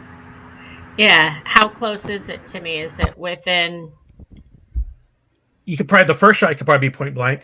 Okay. I mean, you guys are right in there in the water. I'm fine with that. That's a hit. And no damage modifier. And then the extra d6. Yep. And that's the first arrow. Okay, 12. Well, okay. Was that enough, or do I need to No, do it's the still second? still alive. All right, second arrow. That's it. Wow, that's a hit. And this one is not point blank, or is? It still is. Yeah. Okay, so the extra d6. Seals are tougher than the fish people. Yeah, but with Mhm. 25 points of damage, the eel is dead. Okay, we'll bring it on board Okay. for dinner. All right. Yeah, it's a giant eel. Looks like a moray type, nasty temper, but this one was, I don't know, kind of maybe confused or lost. They left it there. All right. I've been waiting for its rider to get back on. Yeah. So you captured this fishman creature. I mean, truth be I get- told, I would have rather the eel just not moved and we would have brought it on board. But hey, that's okay. Yep. Okay. Dinner is dinner. Is it even edible? Think so. Because don't we have a purify food and water? Eels are edible. No, I know eels are edible. It's just this variety. I mean, sure. All right, good enough for me. I mean, if it's a giant eel, won't that be enough rations to get us at least one meal? Oh, yeah. It's probably fine. Okay. All right. Well, yeah, we have fresh dinner tonight rather than eating the rations. Mm-hmm. That was my thought process. Oh, Man, these because are- I guess when we do have a good catch for the day, we have some fresh food. So Mm-hmm. We're having sushi for dinner. No, I'm just kidding. We'll cook it. Yeah. Oh, that's a pretty cool picture. I Well, like this picture here. there's cooked eel and sushi. Yeah. Yeah, I Nagi. know. Ugh. All right. There's a He's very spiky looking. yeah. That's what they kind of look like. These creatures. There's probably there's like a reef nearby probably too. I don't know. They might live further out in the reef or yes, that's what they look like. And you guys took out 2, 5, 8, 8 of them. Okay. 8 of them slept too, and this is one of the sleepies. Yeah. Well, something +1, and then a giant eel. Cool. And then yeah. So I'm assuming you dig through the bodies before the fish get to them, Mm-hmm. or there's probably sharks starting to come now. Definitely like little fishes like chomping at the remains. You know what I mean? Yes. But Yeah, with all that blood that's probably in the water now. Yeah. I could definitely see it attracting sharks. yeah, there's Yeah. definitely gonna be.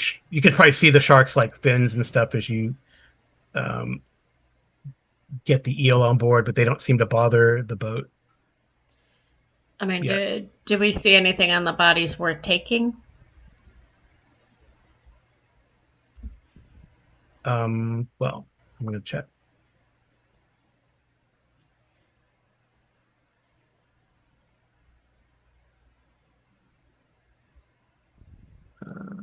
Okay, probably.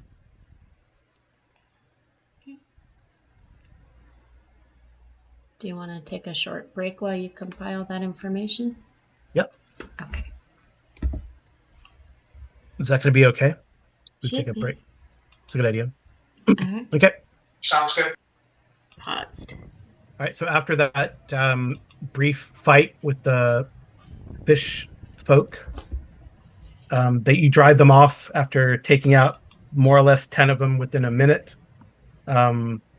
Captured one, killed one of their eels mounts that they left behind, and dragged it on the boat before the sharks could get to it. It's probably like a few fish probably nibbled on it as you were hauling it in.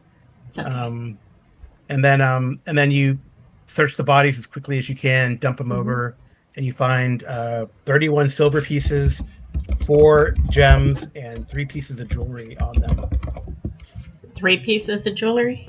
Yeah, on that group of 8 or so, Okay. and this guy too. Um, Obviously, 31 silver is 31 silver, but do we know what the gems are, or are we going to yeah, look they're at like them later? clear crystal gems. So they're 50 gold pieces each, 50 each. Okay. and the 3 pieces of jewelry are 60 gold each. Can we get any of the crossbows? Yeah, you want to? I guess this guy had a crossbow, so you could grab his. Okay, and then the crossbow. Yeah, and he has like a. Any bolts? Yeah, he has like some quarrels in there. He probably has like 9 quarrels left. 9 bolts. Okay.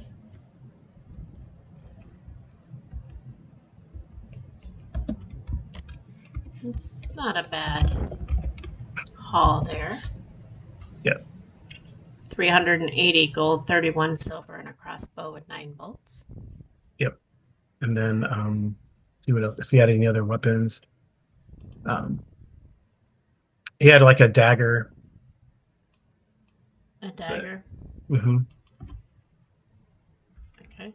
Are Just we one? able to assess the value of the jewelry? Yeah, the jewelries are 60. It's like they're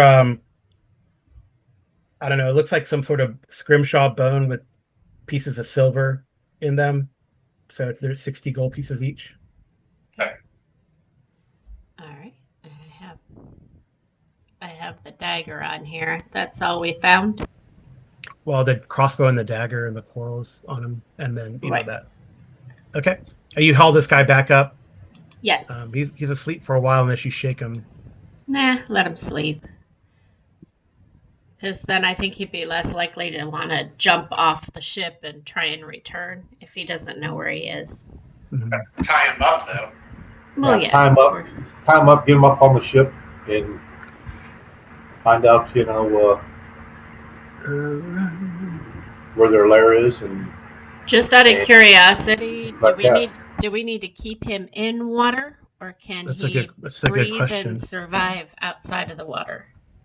That's a good question. Because we might have to keep him in a barrel with some water.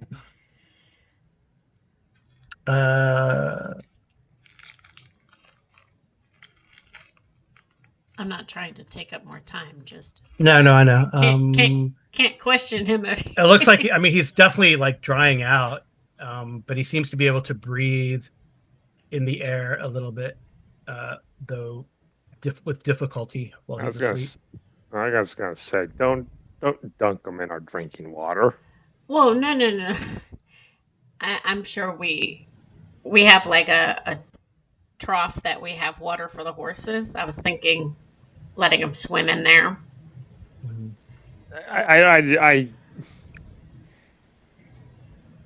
Anyways, I just don't want him to die before you have a chance to question him. Just wrap him up in a wet blanket or something. That'll probably work. Actually. Just get a but yeah, Dad, get fill a bucket with the seawater and throw it on him, and then Bronson can do his interrogation, and we can hopefully wrap this up. Okay. Well, you continue on. Give them continue some on. water to drink because we don't have to purify that. Just take it up. Right. You can. I was gonna say you can. Yeah. You continue on right in this sort of calm wind. And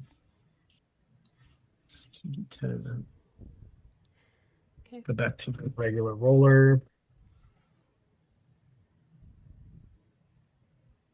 What does that mean? Oh no, I don't know what that means.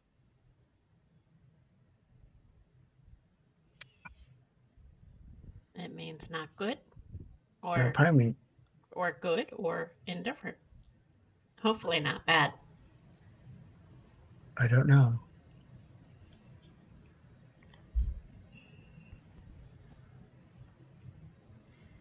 I mean, as this fish person comes to being awake, I would offer water and food because I mean, yes, he's a captive, but we don't want to be those types, you know. So if we release him, and he says anything, we were treating him well, you know. Mm-hmm. I don't even want to keep him that long. Can we even speak with him? Does he speak common at all? No. Or common. Does he speak common?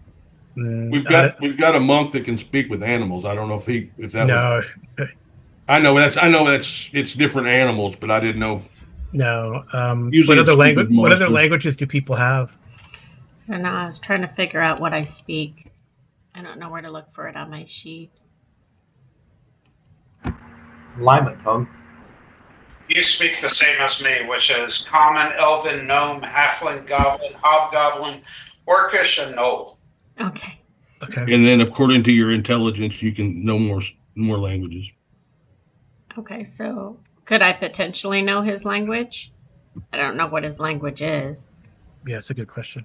They probably have their own language, but they might speak like a elemental language too. Okay. So if I could pick up elemental, I could talk to him. Yeah, it'd be like the water language, Aquan or something. Mm-hmm.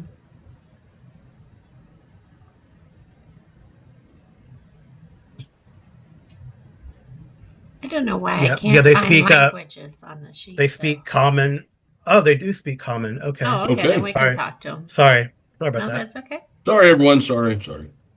No problem. So I guess it initially pretends not to speak common, but then when you get it out of them, you trick them, and it's very says you because Start talking about how we can just let him dry out. Yeah, because you surface, you take, you use, you kill, we revenge. We didn't attack you. You attacked us, and we had no choice. As a matter of fact, we tried multiple times to get you to go away. And then Arlindia will back away and sit down and let you guys talk to him. Yeah, it's like, you killed my mother, you killed my father, you killed my father's people. It's a German accent, Austrian accent all of a sudden. All right. Now he seems very angry at surface dwellers. They do. And, they were going to raid, but I guess they ran into your ship and you drove them off. Raid where? Well, the coastal villages, I guess. Who's interrogating him? I will. Okay, go for it. I want to know where their lair is. I'm gonna try to figure that out. Okay. How are you going to interrogate him? I'm gonna ask him. I mean, how? Oh, he says. I'm gonna take the blanket off of him. He says we roam the ocean initially, and you take the blanket. I mean, he just sits there for a while. Okay. Nice hot day. It might be it's a hot late summer day, probably. Yeah. Okay. I guess you come back to him. Well, I guess he's tied up, right? So you can't run and he's jump. tied up. Yeah. So Take a couple the blanket hours off, later, let him dry out a little bit. I guess you come back a couple hours later, and I'm gonna roll a saving throw for him. Arlindia would not let him die. Yeah. I don't go away from him. I sit right there with the blanket. Okay. What good is this screen?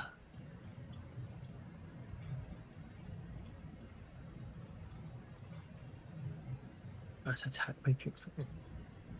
We'd probably just walk by and go, look at all that water out there.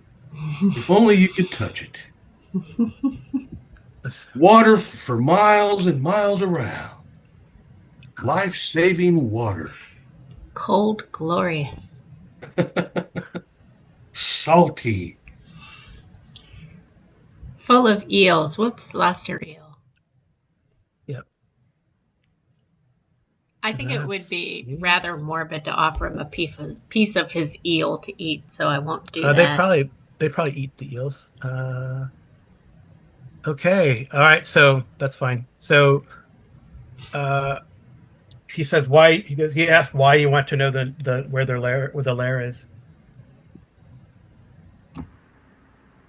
You're not in a position to be asking me questions.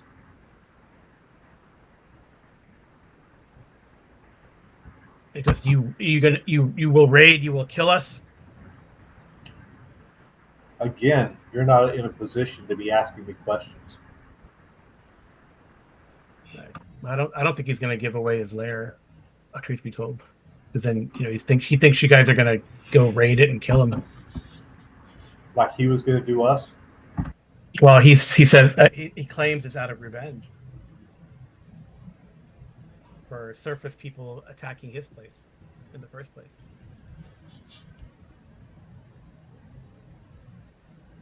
We didn't actually attack him, though. They attacked us.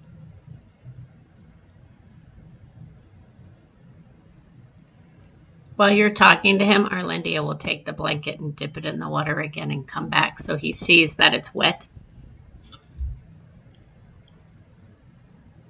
He's not gonna. I will return you to the water once you let me know where your lair is. He says that he'd rather die than let surface dwellers know where the lair is so they can attack and raid it.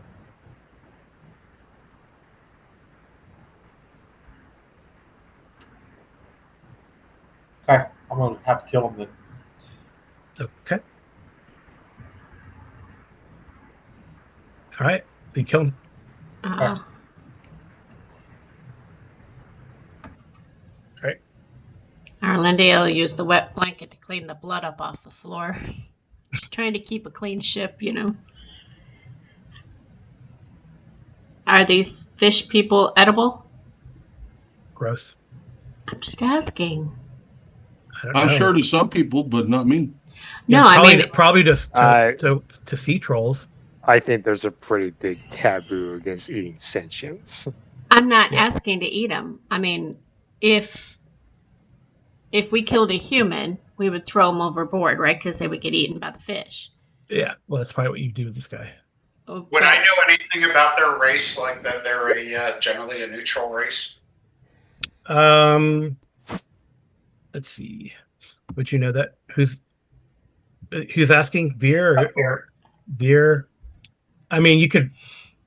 Yeah, roll a d6. I mean, I guess if you lived on the coast, you've never been raided by these creatures. mhm. Yeah, I mean, you've never been raided by these creatures. You've heard of like shark men are pretty vicious, but these don't look like the dreaded shark men, right? They're yeah. So Well, before Eh, he was killed, it seems could that we they have were. tried to negotiate with him and tell him we don't have any interest in raiding where you are? But it'd be Well, easier for us to navigate around you if we know where you're at. well, Well, seems like it's too a bit late. too late for that. Yeah, I think it's too late. Yeah. Okay. Oh, well, it could be that, residents of White Ridge or some other fishermen angered them or God knows what, but they attacked us. We fought back. And you drove them away. That That's what that's happens. that's life. That's life in Yep. this kind of a fantasy universe. Let's keep going. Okay. I was under the Alright. impression we didn't stop. Well, you keep like rolling, right? Okay. Yeah. All right. So who's on watch like in the third shift? I guess that would probably be Arlindia or Veer because they can see in the dark, right? Mm-hmm. I see in the dark also. Oh yeah, Zorik too. So whoever wants to be, or all three of you could be on watch as well. Doesn't matter. Well, I think we ought to have at least two on watch at night. right. Okay. Yeah, I think that makes sense. And probably then we have a rotation, like Reardon can be up in the day. So I guess I'm gonna go get some shut eye then. Yeah, that's fine. Because I'm assuming that, I mean, maybe I should. I know you'll holler. There's a threat. Right, but I mean, it's not like we haven't rested. So I think Arlindia is totally fine to be up. Okay. I'm going to set up a weir and watch.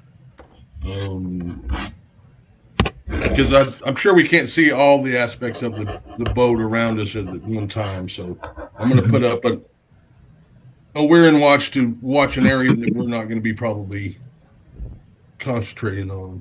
Okay. Probably have shepherds at the other end. Mm-hmm. Oh, it's a good idea. Okay. Shepherd got some fresh eel. I bet he's excited. Yep. All right. So whoever feels that they're on watch during the night shift, roll a d6. D6. All of us roll a d6? Yeah. All right. All right. Zorik and Arlindia, you spot this large floating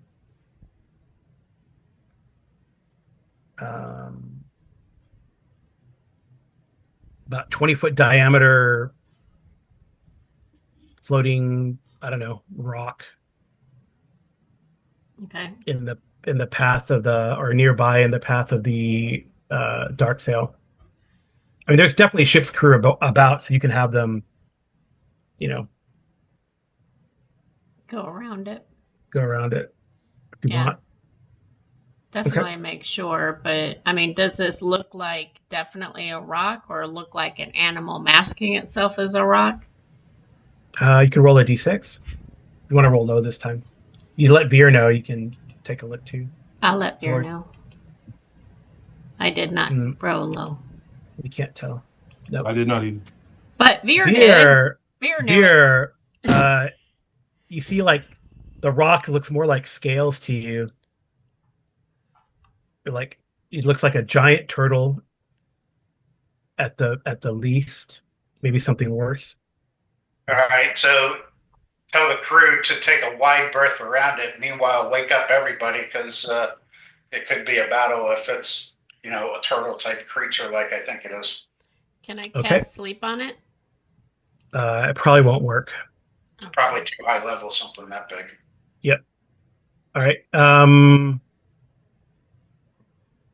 All right. So roll me. I'll roll their seaworthiness check to see if they get around it well enough to not like accidentally run into it. So someone roll me a d20, roll low. Your target number is 17, just FYI for the seaworthiness. Should I try it? Whoever wants to roll. Well, I'm not rolling super great, but I'll try unless somebody else wants to. Zorik did it. 12. All right. You're able to avoid it. Maybe. Let me see if it even raises its head. All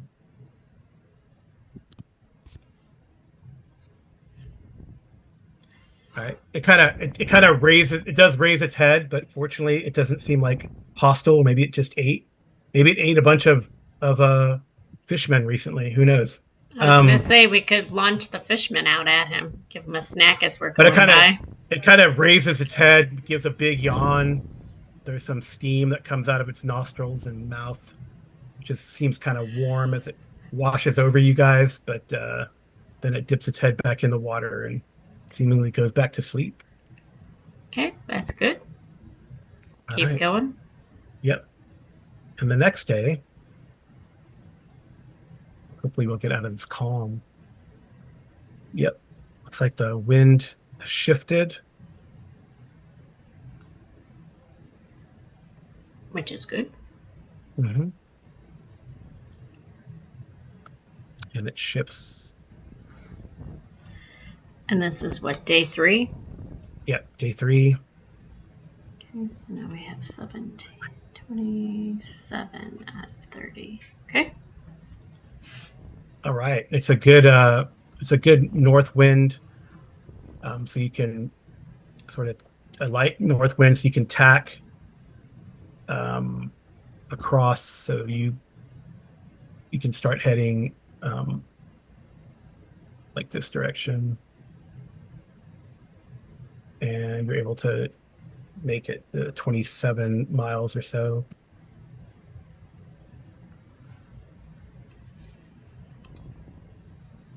and it is uneventful. Yay, that's good. I like All right. uneventful. All right. And I think how long does this wind day last? All right. For 3 days, you guys are able to move. So that's day 4. This day 4, Okay. 26 left. Okay. also uneventful. And then day 5. Let me see how far you are from before I switch the map. About 180 miles. Okay, that's pretty cool. Okay. So day 5. All right. You're in open ocean now.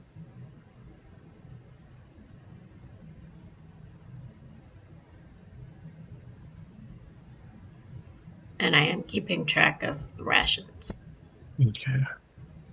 So we have 25 out of 30 left of the regular rations. I haven't touched the 10 iron ones that we Oh, have. it's a good sign. You see a whale. Oh, yeah. Yeah. And it ignores you. I mean, unless you're go out. I mean, whales will generally ignore people unless they go after them. It's not like a orca or anything. So like Yeah. a large baleen whale. Cool. Okay. That's You Never really want seen a to. cool. whale before. Mhm. All right.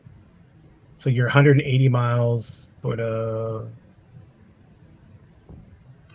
Right, switch you to here.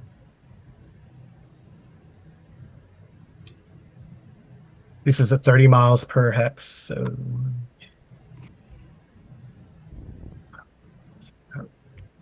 you're like here So we're getting in the close. in the open ocean. Yeah. So you make sure it should be. Yeah, about 180 miles. You're like at the end or so, or probably a little further south than that, but Mm-hmm. okay. All right. Cool. All right. So I got to see if the wind changes direction and what I happens think after. at this moment in time, Arlendia would go up to the crow's nest and remove the king's flag, just storing it. Okay.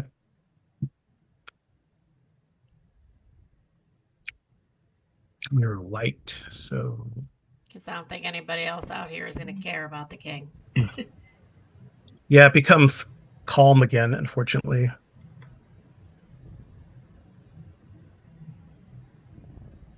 All right. So you guys will move barely anything. And this is day 6. Yep. And 4.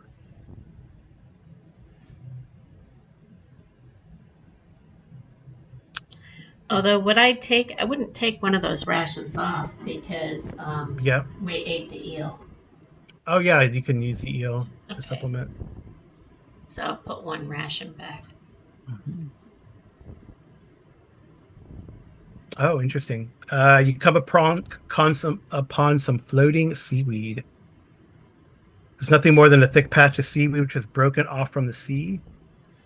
Well, You don't have oars. You don't have oars, so it doesn't really do anything to you. Okay, right, that's a but good one. if there's a way to grab a little bit of it, Bufo would Yeah, you love could it. Would love it. So you can grab some. okay, Some cultures eat seaweed or dry it and eat the seaweed. okay. All right, roll. Harvest some seaweed. Nothing happens when you do that. There's no aquatic. There's no no, not a what is it called? There's no aquatic shambling mounds in the sea, hiding in the seaweed for J Ro to fight. All right, so I think he throws that seaweed in there, hoping that one of these times there will be, because Orlindia always goes to grab some. Well, it's for all right, Bufo. all right. Oh, the wind picks up. the next day after that day of calm. And it blows. I think that makes it go to another light wind. So you guys have had light winds, which is good, I guess. And this time the wind is coming from the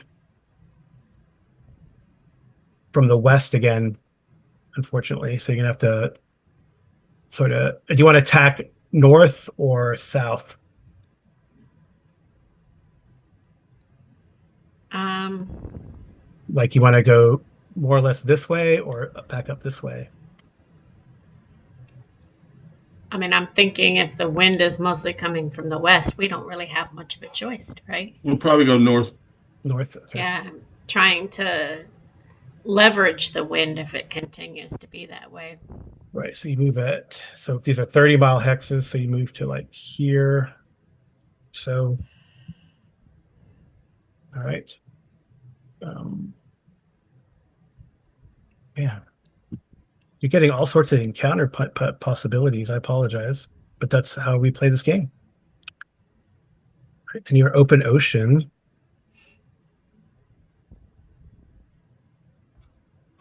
Yeah, the island is dangerous. That's why people don't come out here, you know. Uh-oh, we put a tornado up. You see some sharks, but Okay. unless you're in the water, it's not going to matter. Hmm. And then, ooh, interesting. And I'm assuming we're not fishing, or can we fish? You can throw out nets and stuff. I mean, does anyone have like a fishing as a secondary skill? Don't believe so. I don't know what my secondary skills are, but I don't believe fishing is one of them. But she's willing to try it because they say fishing calms your nerves. Yeah, you guys can Well, put nets out, but I don't know if you want to. I mean, that could attract things. if the crew are helping with that, a lot of them at the are Dark Shelf locals, they probably Oh actually have yeah, a for strong sure. fishing background. This is true. This is true. Yeah. They know how to fish. Yeah, that's true. I'm just assuming when it was really slow, when we saw the seaweed and stuff, then I'm assuming they would have maybe fished then. Mm-hmm.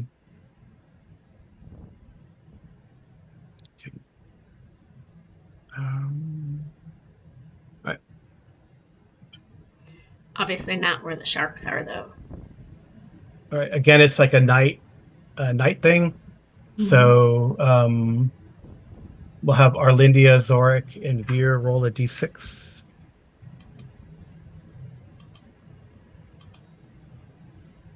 All right.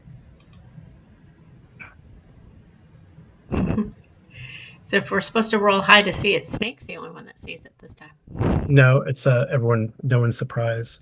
That's what that's for. Oops.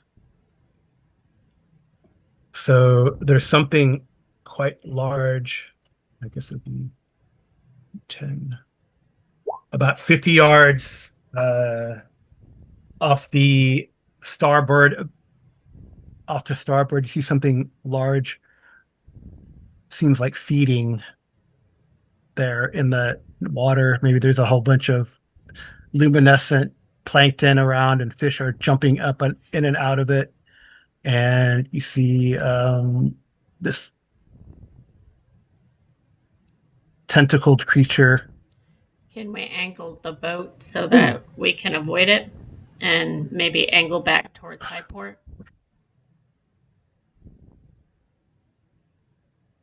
Yeah. So they,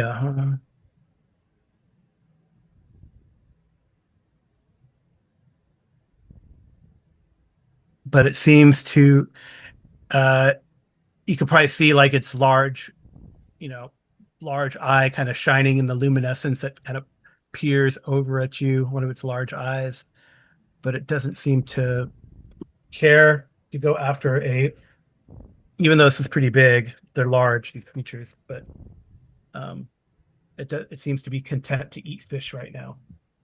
Then continue sailing away from it. Okay. Mm-hmm. Unless you want to fight a giant octopus. No, definitely Okay. don't. All right. So I guess you're gonna attack more or less to the south the next day. Oh, let me see how long that wind from the west lasts. 3 days. So I guess you'll tack to the south, right?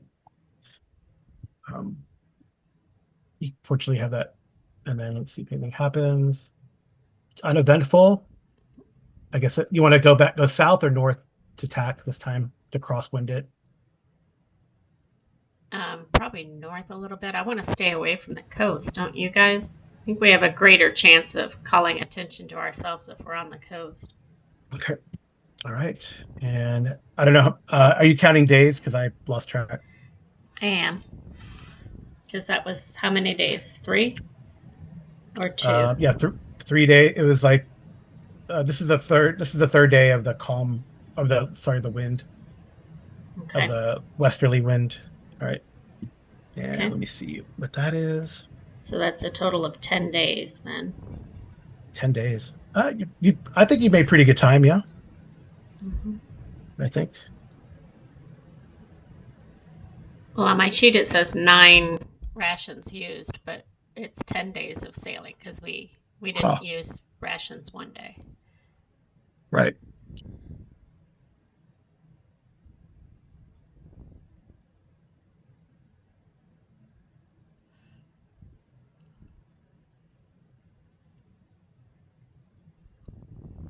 I need so I need Veer, and those three again. It's against looks like a nighttime thing. So Veer, Zorik, and Orlindia. Roll that d6. All right. No problem. There's a certain So sameness going on here. so you guys you spot a strip of ridge or rock, sand, coral, or something that rises near the water surface. Okay, so we can steer away from it. Yeah, I don't. Yeah, since you were not surprised by it, don't need to make a seaworthiness check. So I'm fine with letting the crew know and you steer away from it. But it's interesting. I might control C. I might note that Why are you moving us so far back? you're at the F. I want to note that there's a reef or something there. Okay. Okay. Okay. So then we So, huh? so we dip a little further south. Yeah. Well, we'll see what the wind because the wind's gonna have a chance for the wind to change, right? So we'll see. Light winds. It was light winds, and then it goes to. All right. Stays light winds, but the wind could change direction. And it might change direction there. It'd be nice if you guys got like a nice easterly wind or something. Mm-hmm. No, it stays to the west. Okay. So you're gonna go south now, right? Mm-hmm. Okay, and All right. how many days did you roll for? Well, before 4 days, but this is the first day here. Okay. Those night encounters, man.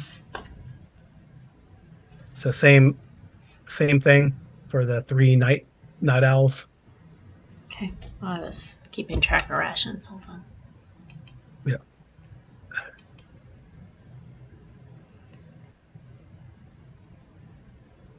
Oh, wrong dice. Oh, interesting. Did you guys roll? Was it those three dice up there? 2, 5, Sword. 5. Yep. Okay. I gotta roll for these guys.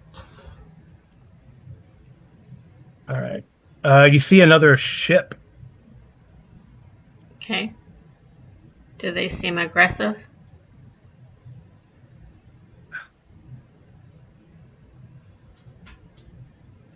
This is my question to the rest of the players. Do we want to hail that ship or stay away from it and see what happens? Or what do you want to do?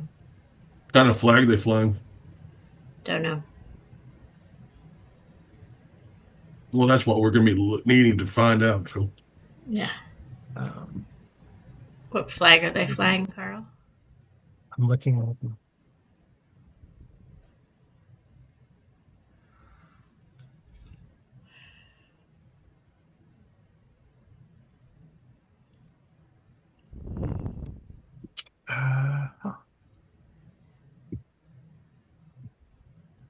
I think they're flying. Oh, hold D6. Six. They're flying this flag here. Oh, so they're probably returning to their port. I don't know. And it looks like they are coming towards you.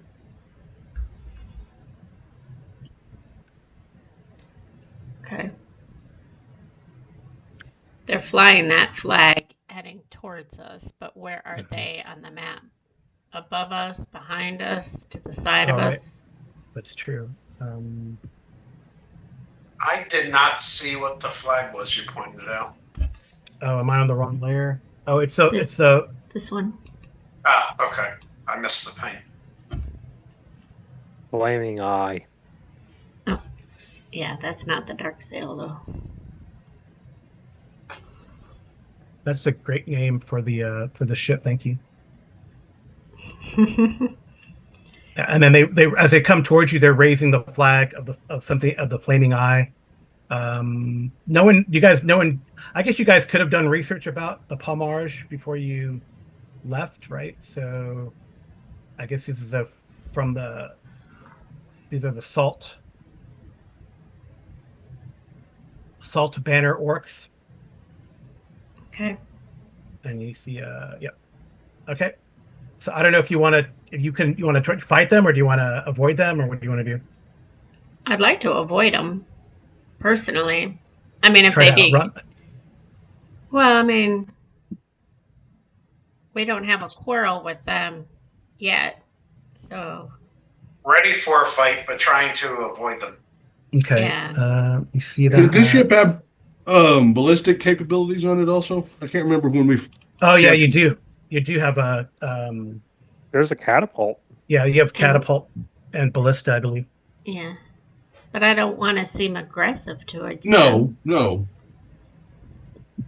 Just out of curiosity, and this might Mhm. not even be something that works, but would the wall of fog, if I was to cast that, would that disorient this ship into not seeing us move away? That I think that would help you get away. Okay. What do I Do do we, to? do we still have the slavers flag from when we captured the ship? Yeah. Yeah. We probably ought to put that up.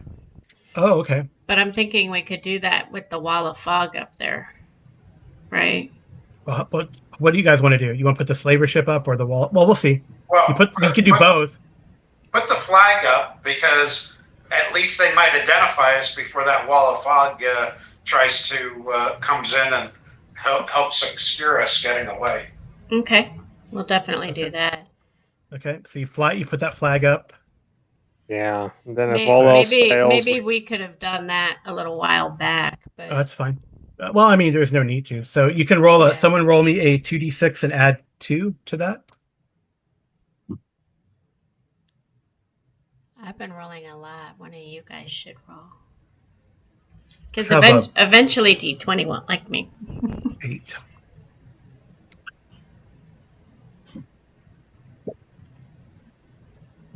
That Yeah. definitely makes them hesitate. They kind of go like, they don't looks like they're not coming towards you. They kind of change direction a little bit. Okay. So if you want to hit the wall of fog and try to get away, you can, or maybe they're coming with you, or they're curious. Well, unless there's a reason to cast the wall of fog, I won't. So they call it. There's a call out. I mean, they're only like 80 yards away, or so. 80, yeah, and or maybe like 100, maybe 170 yards or so away. So there's a booming voice and says, "Hail, well, yeah, it's called the Dark Sail, right? Still, it's called it. Hail, slaver ship! Hail, slaver ship! This is the Flaming Eye. We are allies. Let us talk of gossip and drink." So you said they're orcs, right? They're probably orcs and half orcs and stuff. Yeah. So, Zork, do you want to talk to them? Or I don't know. If they come on the board the ship, they're gonna know. I mean, maybe. Mhm. I don't know. Maybe not. Who knows? I don't know if you guys have everyone switch to slaver gear. Put all the Well, skulls in, put all I'm the kind of skulls and sort of spikes still in on. mine. Put all the skulls and spikes on. Well, you didn't want me to put skulls and spikes on, but I don't know. What do you guys want to do? That was probably a good move. Well, this is.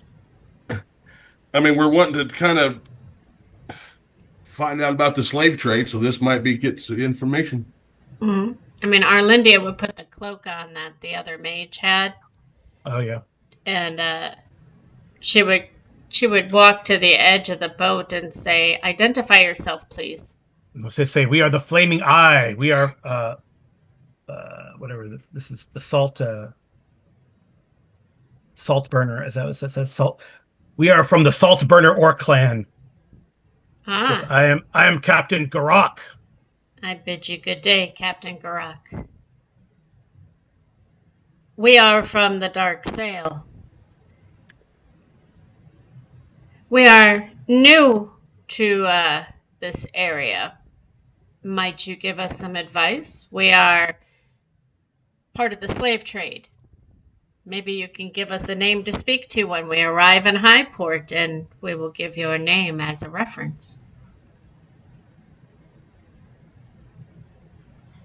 Because we are let's see that.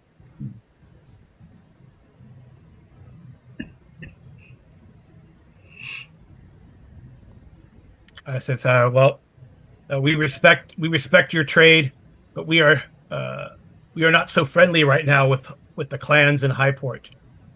Oh, So I could not. pray tell why. So they ask if you have any slaves to trade. Not at the moment. Ours were lost and did not get delivered. Tell them we're sailing to buy, but if there's Yeah. there's blood to spill, maybe yet we can do so for them. Okay, I'm assuming Greg could talk to them. Yeah, or Zorik. Zorik. Zorik, yeah. Well, let me get you who you would speak with, as I am not the one that leads this venture, as you know. All right. So do you want to like just? I'll step up in an orcish. I'm going to say, my brothers, you must dismiss this elf mage that I have in my companionship.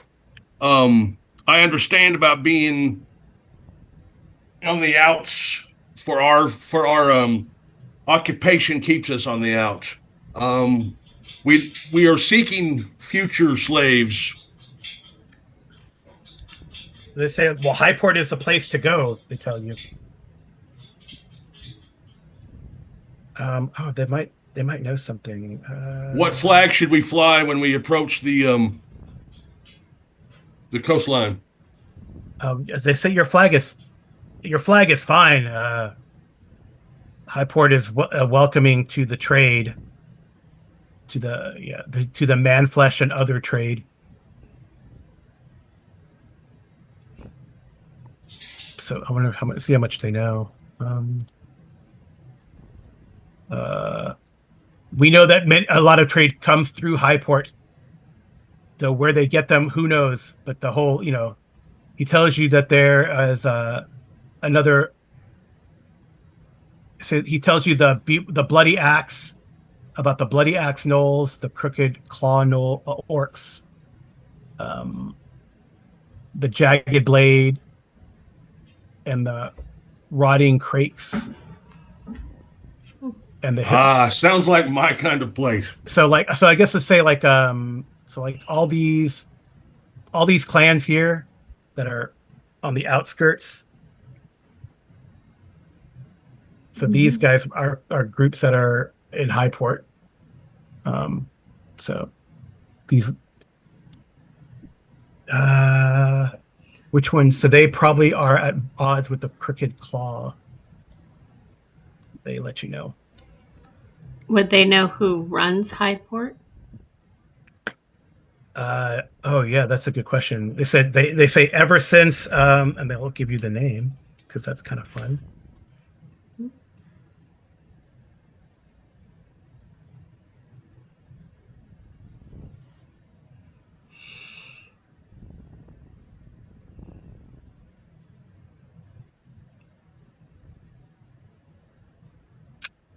They say ever since Turosh Mach has rose to power and started this cult of the Earth Dragon, things have changed in Highport.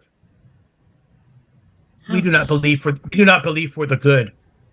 A good orc, as you know, worships the flaming eye to Grumash, he says, expecting something in return there, Zor. I am new to the sea. I'm Well, you probably would know Grumash is like the god of the orcs. right. Yeah, make some call to Grimosh One Eye. Yeah. Yeah. So he says they tell you the worship of Grumash has decreased in favor of this earth dragon, and now there is only a small temple. My cousin Nabok still holds the ground.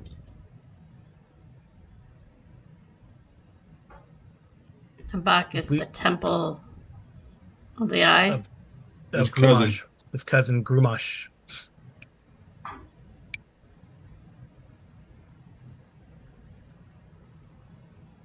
If I run into your cousin, what tidings can I give him? Tell him that the salt burners we hold our own. We are trying to get money to. We are raiding the sea. We are trying to maybe head to further north for more gains so that we can bring back bring donations to the temple. Arlindia wants to ask Zork if we should give them a little bit of our rock in exchange for some of their salt, so it looks as though we're trading with them. Because then they can take it as a donation. They'll sell some salt to you.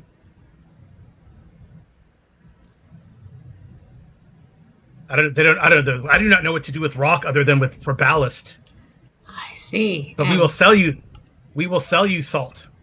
It is good salt. It has like this reddish pinkish color.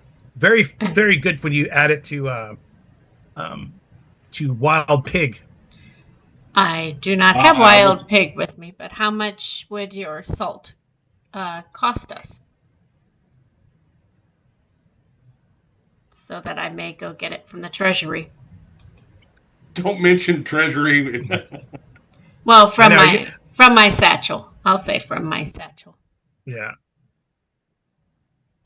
Yeah, if you want to trade with them, that sounds kind of fun. Yeah, sure. So you could probably give him like 200 gold pieces for so it's got 100 gold pieces per ton of salt. You get a couple tons of salt.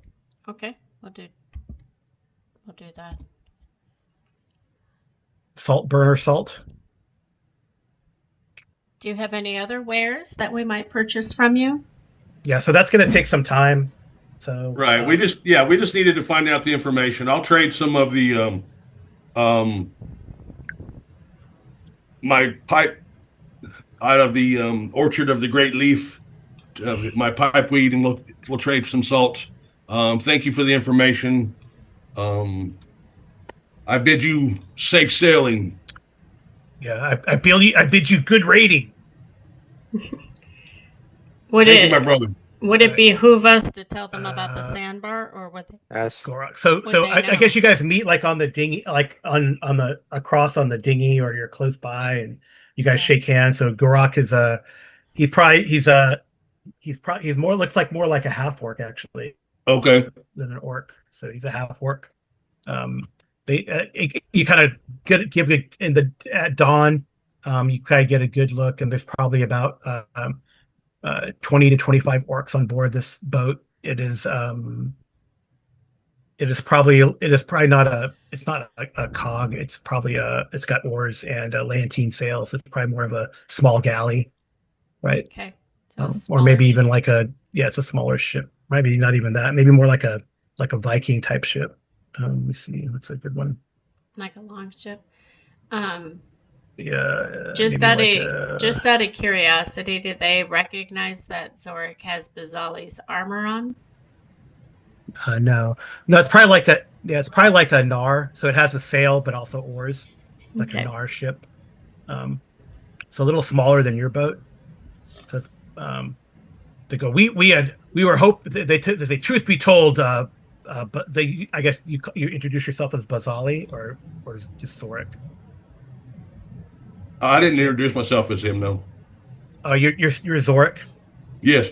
Yeah, because truth be told, Zorik, we were hoping you were some sort of weak uh weak ship lost in the middle of the ocean from the Woolly Bay, but it is good that you are allies. He says your ship is large, though I cannot tell the capabilities of your crew. All That's right, I the have a way we question. like it. I have a question for him then. Yeah. So Yeah. pray tell, vicious captain, we sail for Highport as we've noted. When we arrive, does the Saltburner clan know of anyone to look out for? So we do not. He had a knife in the back when we sail into port. He says one should always watch their back in Highport. As I said, our clan is is not we are not uh friendly there. Um he says he says what do we know about that? Are you not friendly because you do not delve into the slave trade? He kind of laughs. We make money any way we can. Huh, doesn't everybody? Um, What fine weapons you have. Please tell me of them. Do you make them yourselves? yes, we do have a smithy, and we have found iron and tin in the hills to the south. We are attempting to be industrious, but I see. because as you know, because as you know, Zorak, sometimes our kinsmen can be intractable. Yes. That's why I asked my question. For you never know. If we kind of make a deal, but perhaps we are attacked there. Of course, we can handle them, can't we? And have a good laugh, everybody. Ah, Well, they probably, I mean, he looks pretty savvy, and he probably has noticed the drying bits of eel on the board the ship that you have as he spies it from the dinghy. Probably he says, "Ah, but I see that you slay sea serpents as well, so it is good that we are parlaying. I think better for both crews." Yes. I think you might know about this.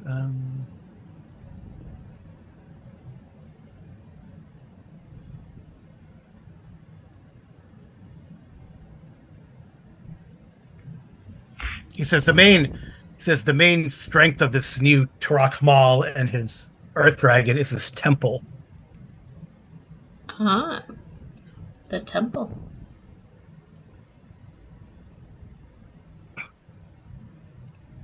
Pray tell, what sacrifices do they make in their temple to this god? Do you know? Because it is to this Earth Dragon that I have told you about. Right, but do they do human sacrifices? Do they do sacrifices of the fish, sacrifices of the land? Oh, definitely humans and elves, probably. Mm, I'm sure they save the. He says, "I'm sure they save the halflings and dwarves for the cooking fires." He laughs. I see. Um, there's probably something. Oh yeah, I know where that was. There's some more information. Oops. Probably use your name. The nine. All right, he says, oh,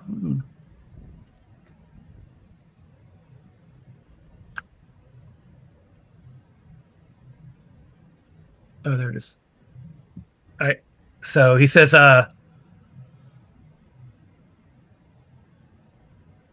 it's interesting. Mm-hmm. Okay.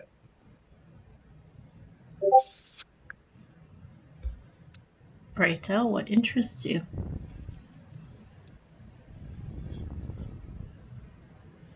He says, he goes, you must not let this information get out.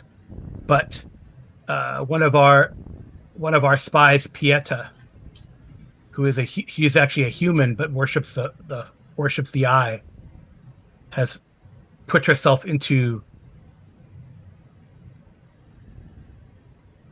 the temple. Ah, he's infiltrated it. She is infiltrated. Yes, Mm-hmm. you will know her. You will know her. If you mention, one of our short, not prayers. One of the things we say when we call upon Grumash. Chant? Well, like all hail the flaming eye type of thing. Something like that. Mm-hmm. I don't know if Zorik would know those, but What? It's just like a rallying cry. yeah. Like, even hail Grumash or something like that, like what he said when he first. Okay, so the cry of the eye. Yeah. All right, this is good to know because if this Turash Mak will not deal with us fair and square in our trade, then perhaps we will come to blows, and we will know what to do then.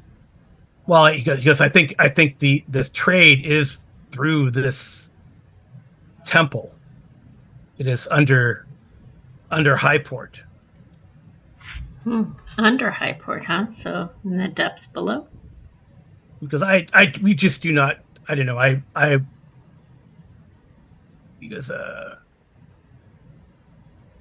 because I worry that that the slave trade, no dishonor intended, mighty Zorik, but the slave trade, because of the change of worship, it is becoming weak, or it is weakening the clans. Mm-hmm. All right. Well, unless you want to know any other information. No, I mean, I don't know how to ask the question that I want an answer to, so I think we have enough. We need to keep going. the temple's where we need to find out information. Like I said, it's and to seek out the person who's infiltrated it. Mm-hmm.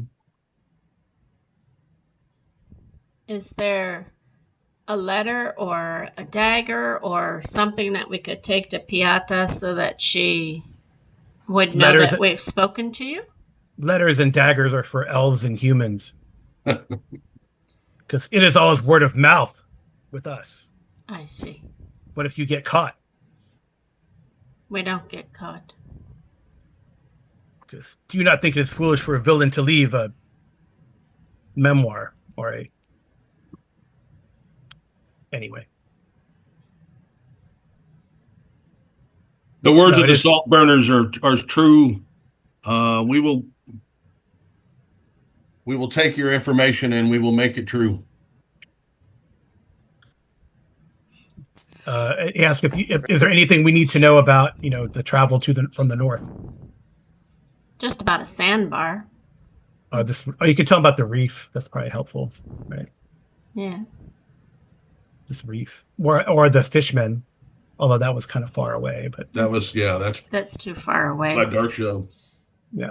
I mean, we can tell them that we saw a sea tortoise and whales, but they see those. Yeah. May or may not know about that sandbar. The weather's just been calm. The winds have been light. Yes, it is the heat. But beware that there where we did spy a giant octopus on our way here. Know Mhm. that they know that if that monster attacks, may Grumosh strike fear into it with his gaze. Uh, that I would feel that that creature is best avoided. It would Yes. probably crush. It would crush our precious boat Yes. potentially. We barely dodged it ourselves on the way here, so know that it lurks not too far off the coast. Mhm. Well, perhaps then, well, a creature of that magnitude and size could perhaps have great treasure in a lair. Perhaps we should raid it together at some point after your mission. We may consider it. Our mission All is right. to obtain, shall we say, the products we were after. Yes. Well, yeah, that can probably weigh you down for a good raid. But in any case, it has been great parlaying with you, Zorik of the Dark Sail. Thank you for helping the salt burner uh, sell their salt. Mhm. I tell you, it is very good on pig. Um, if we end up with some pig, we will try that. You have that giant eel there, so that could probably help give it some flavor. It is very rather tasteless as is. Thank you. Yeah, it does have a bite though. Beware your delicate elven palate. Oh yes, I appreciate your concern, sir. All right, so we can depart with the flaming eye. Mm-hmm. You guys are cool with that? Yeah. All right, and continue during the next day. Oh, for clarification, Yeah, so we've got a temple of Grumash in Highport and a or Grumash, and then we've got a separate temple that that's essentially the slaver base and is yeah, dedicated to the Earth Dragon. yes. Okay, thank you. So, okay. All right. Okay. So the flaming eye probably goes north. And you guys continue. So this was what day of the light wind was it? You remember? You had just rolled it when we got to Okay. the Okay. All the right. thing over here. So So are we attacking south or north this time? This next day? It's gonna be south, I would assume. south. Okay. South, yeah, probably south, south, and then north, probably if it continues. Mm-hmm. That would make sense. Okay. Um, all right. Uneventful. So the next day, you tack up.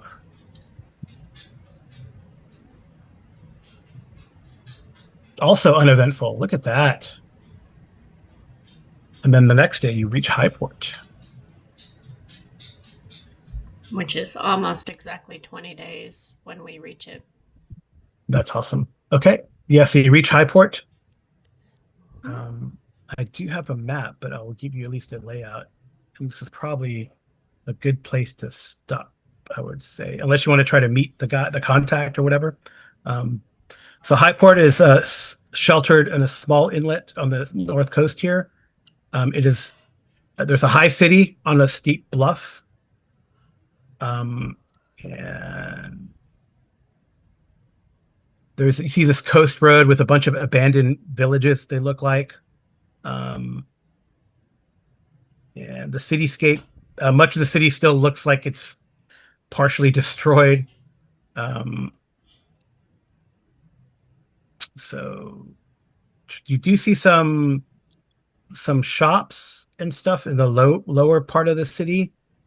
Uh, there's some areas that have like a lot of tents and more temporary shelters as well. There's a lot of tent fields in the forest area where there's still a lot of ruined buildings as well.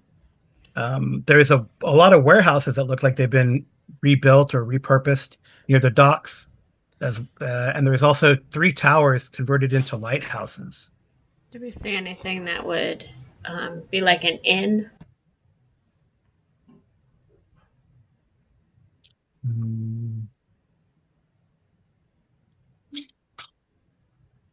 I don't know. You have to. There's like I guess there's like a tent city. There's a docks district, and the streets look really narrow. There's a lot of ramshackle wooden buildings. So if you dock or if you put out in the harbor and then take the dinghy in, I mean, I would assume we'd take the dinghy in, and you're there openly, right? Or do you take the slaver sail off, or what do you do? I guess that's a good question. I think we would leave the slaver sail up, right, guys? Yeah, I would think we would. I mean, that was kind of the point of putting it up, I thought. Okay. Yeah. But I would think we'd bring the dinghy over and try and procure a location to sleep and eat and maybe pick up some rumors. Well, I think it depends on the time of day. Yeah. Yeah. So you get there in that evening, right? If we get there in the evening, yeah. I'd probably just want to go ashore and get some food and then go ahead and sleep on the ship is what I would prefer to do. Okay. Yeah, I'm inclined to try and spend our sleeping hours on the ship, but we can poke around, bring in some fresh food rather than having to subsist on the rations. And I don't know. I guess I'll get this a little bit the lay of the land before we really make a big effort on trying to locate any of these contacts we now know of. Right.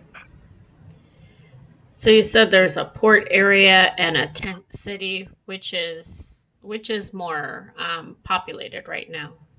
Well, you could. I mean, as you guys go aboard the dinghy, so who are you leaving aboard the ship to? I guess that's an important thing. I guess I have all your tokens up top. Well, I mean, I would think it would just be us core ones going just to get a lay of the land. I mean, we're not staying to my knowledge, right? Yeah. So just the core folks. I'd agree with that. We might if we leave the. I don't know if we need to bring everybody. Probably the heroes and maybe have the militia kind of hang back and guard the boat. Okay. Yeah. Maybe leave one or two militia on the dinghy. Olivia, it might be best for you to stay here on the boat too. Actually, you Me? being a half elf. Yeah, you being a half elf, you. Oh, I'm full Hey, elf. no, look, pardon me. You're a full elf. Well, I mean, there's Yeah.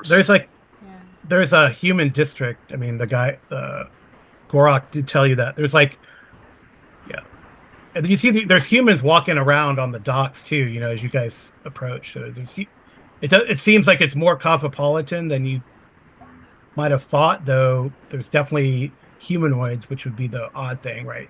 You see gnolls and orcs, goblins, kobolds, hobgoblins wandering around and helping with stuff. Half orcs as well.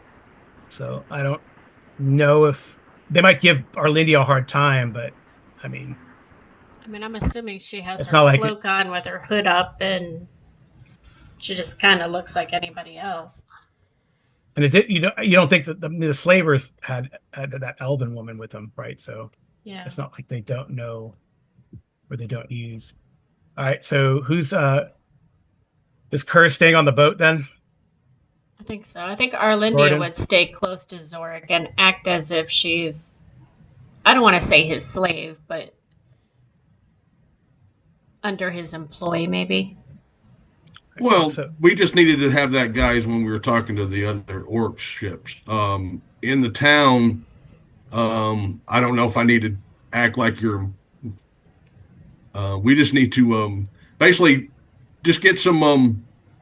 Make it known that we're going to be probably needing to secure the boat somewhere because I know we're going to have to pay some kind of port fee. Mm-hmm.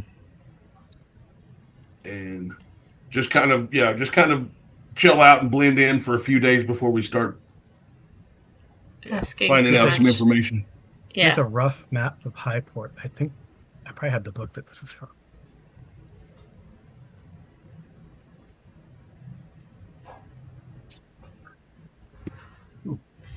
big. Mm-hmm. Yeah, put it here for now and make it a handout at some point. Yeah, so Right. you have like the warehouses and the docks here. All these fields are like other humanoids and stuff like that. Let me go find the book because I'm sure you people want to know what does that number mean? What does that number mean? Well, I mean, in the next episode, we can go through all that. We're just basically settling in, right? Yeah. So I would think what we need to know is where do we go pay for docking our boat, figure out where there might be not an inn, but somewhere to eat, get some provisions. Yeah, I'm sure you can find a place on the in the docks area, like Mhm. for to get food and you know and the like. Because I'm assuming the rest of it we will handle in the next episode. Yep. But people All right. better be subscribed and have their notifications on, or they won't know when that video is coming out. I know. Now we're getting into maybe one and other things. So, Mhm. all right. Oh yeah, it's definitely this book. Yeah. All right. So let me see if there's anything interesting that we might.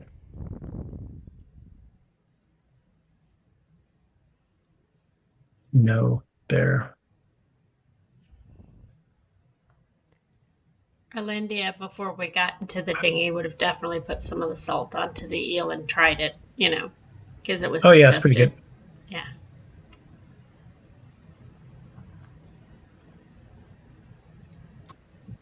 Oh wow, okay. So it's interesting. So High Port. Let's see if there's anything interesting in High Port.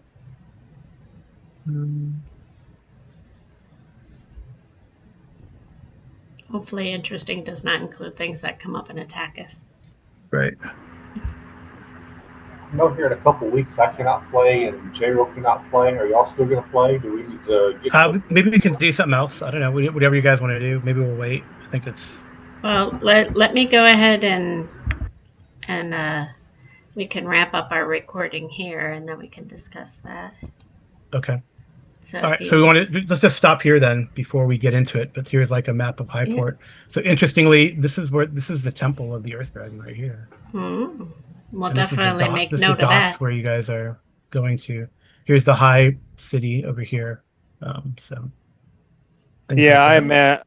I imagine it kind of getting these things pointed out to us so we know, okay, that's the temple, Right. that's this, that's that. That's Mhm. probably what we're doing right now, going to the local watering hole. Mhm. Because we'll go back to our ship to rest and get ready to adventure. But at least we know where we're going there. We don't have to spend the whole day asking for directions. Right. Exactly.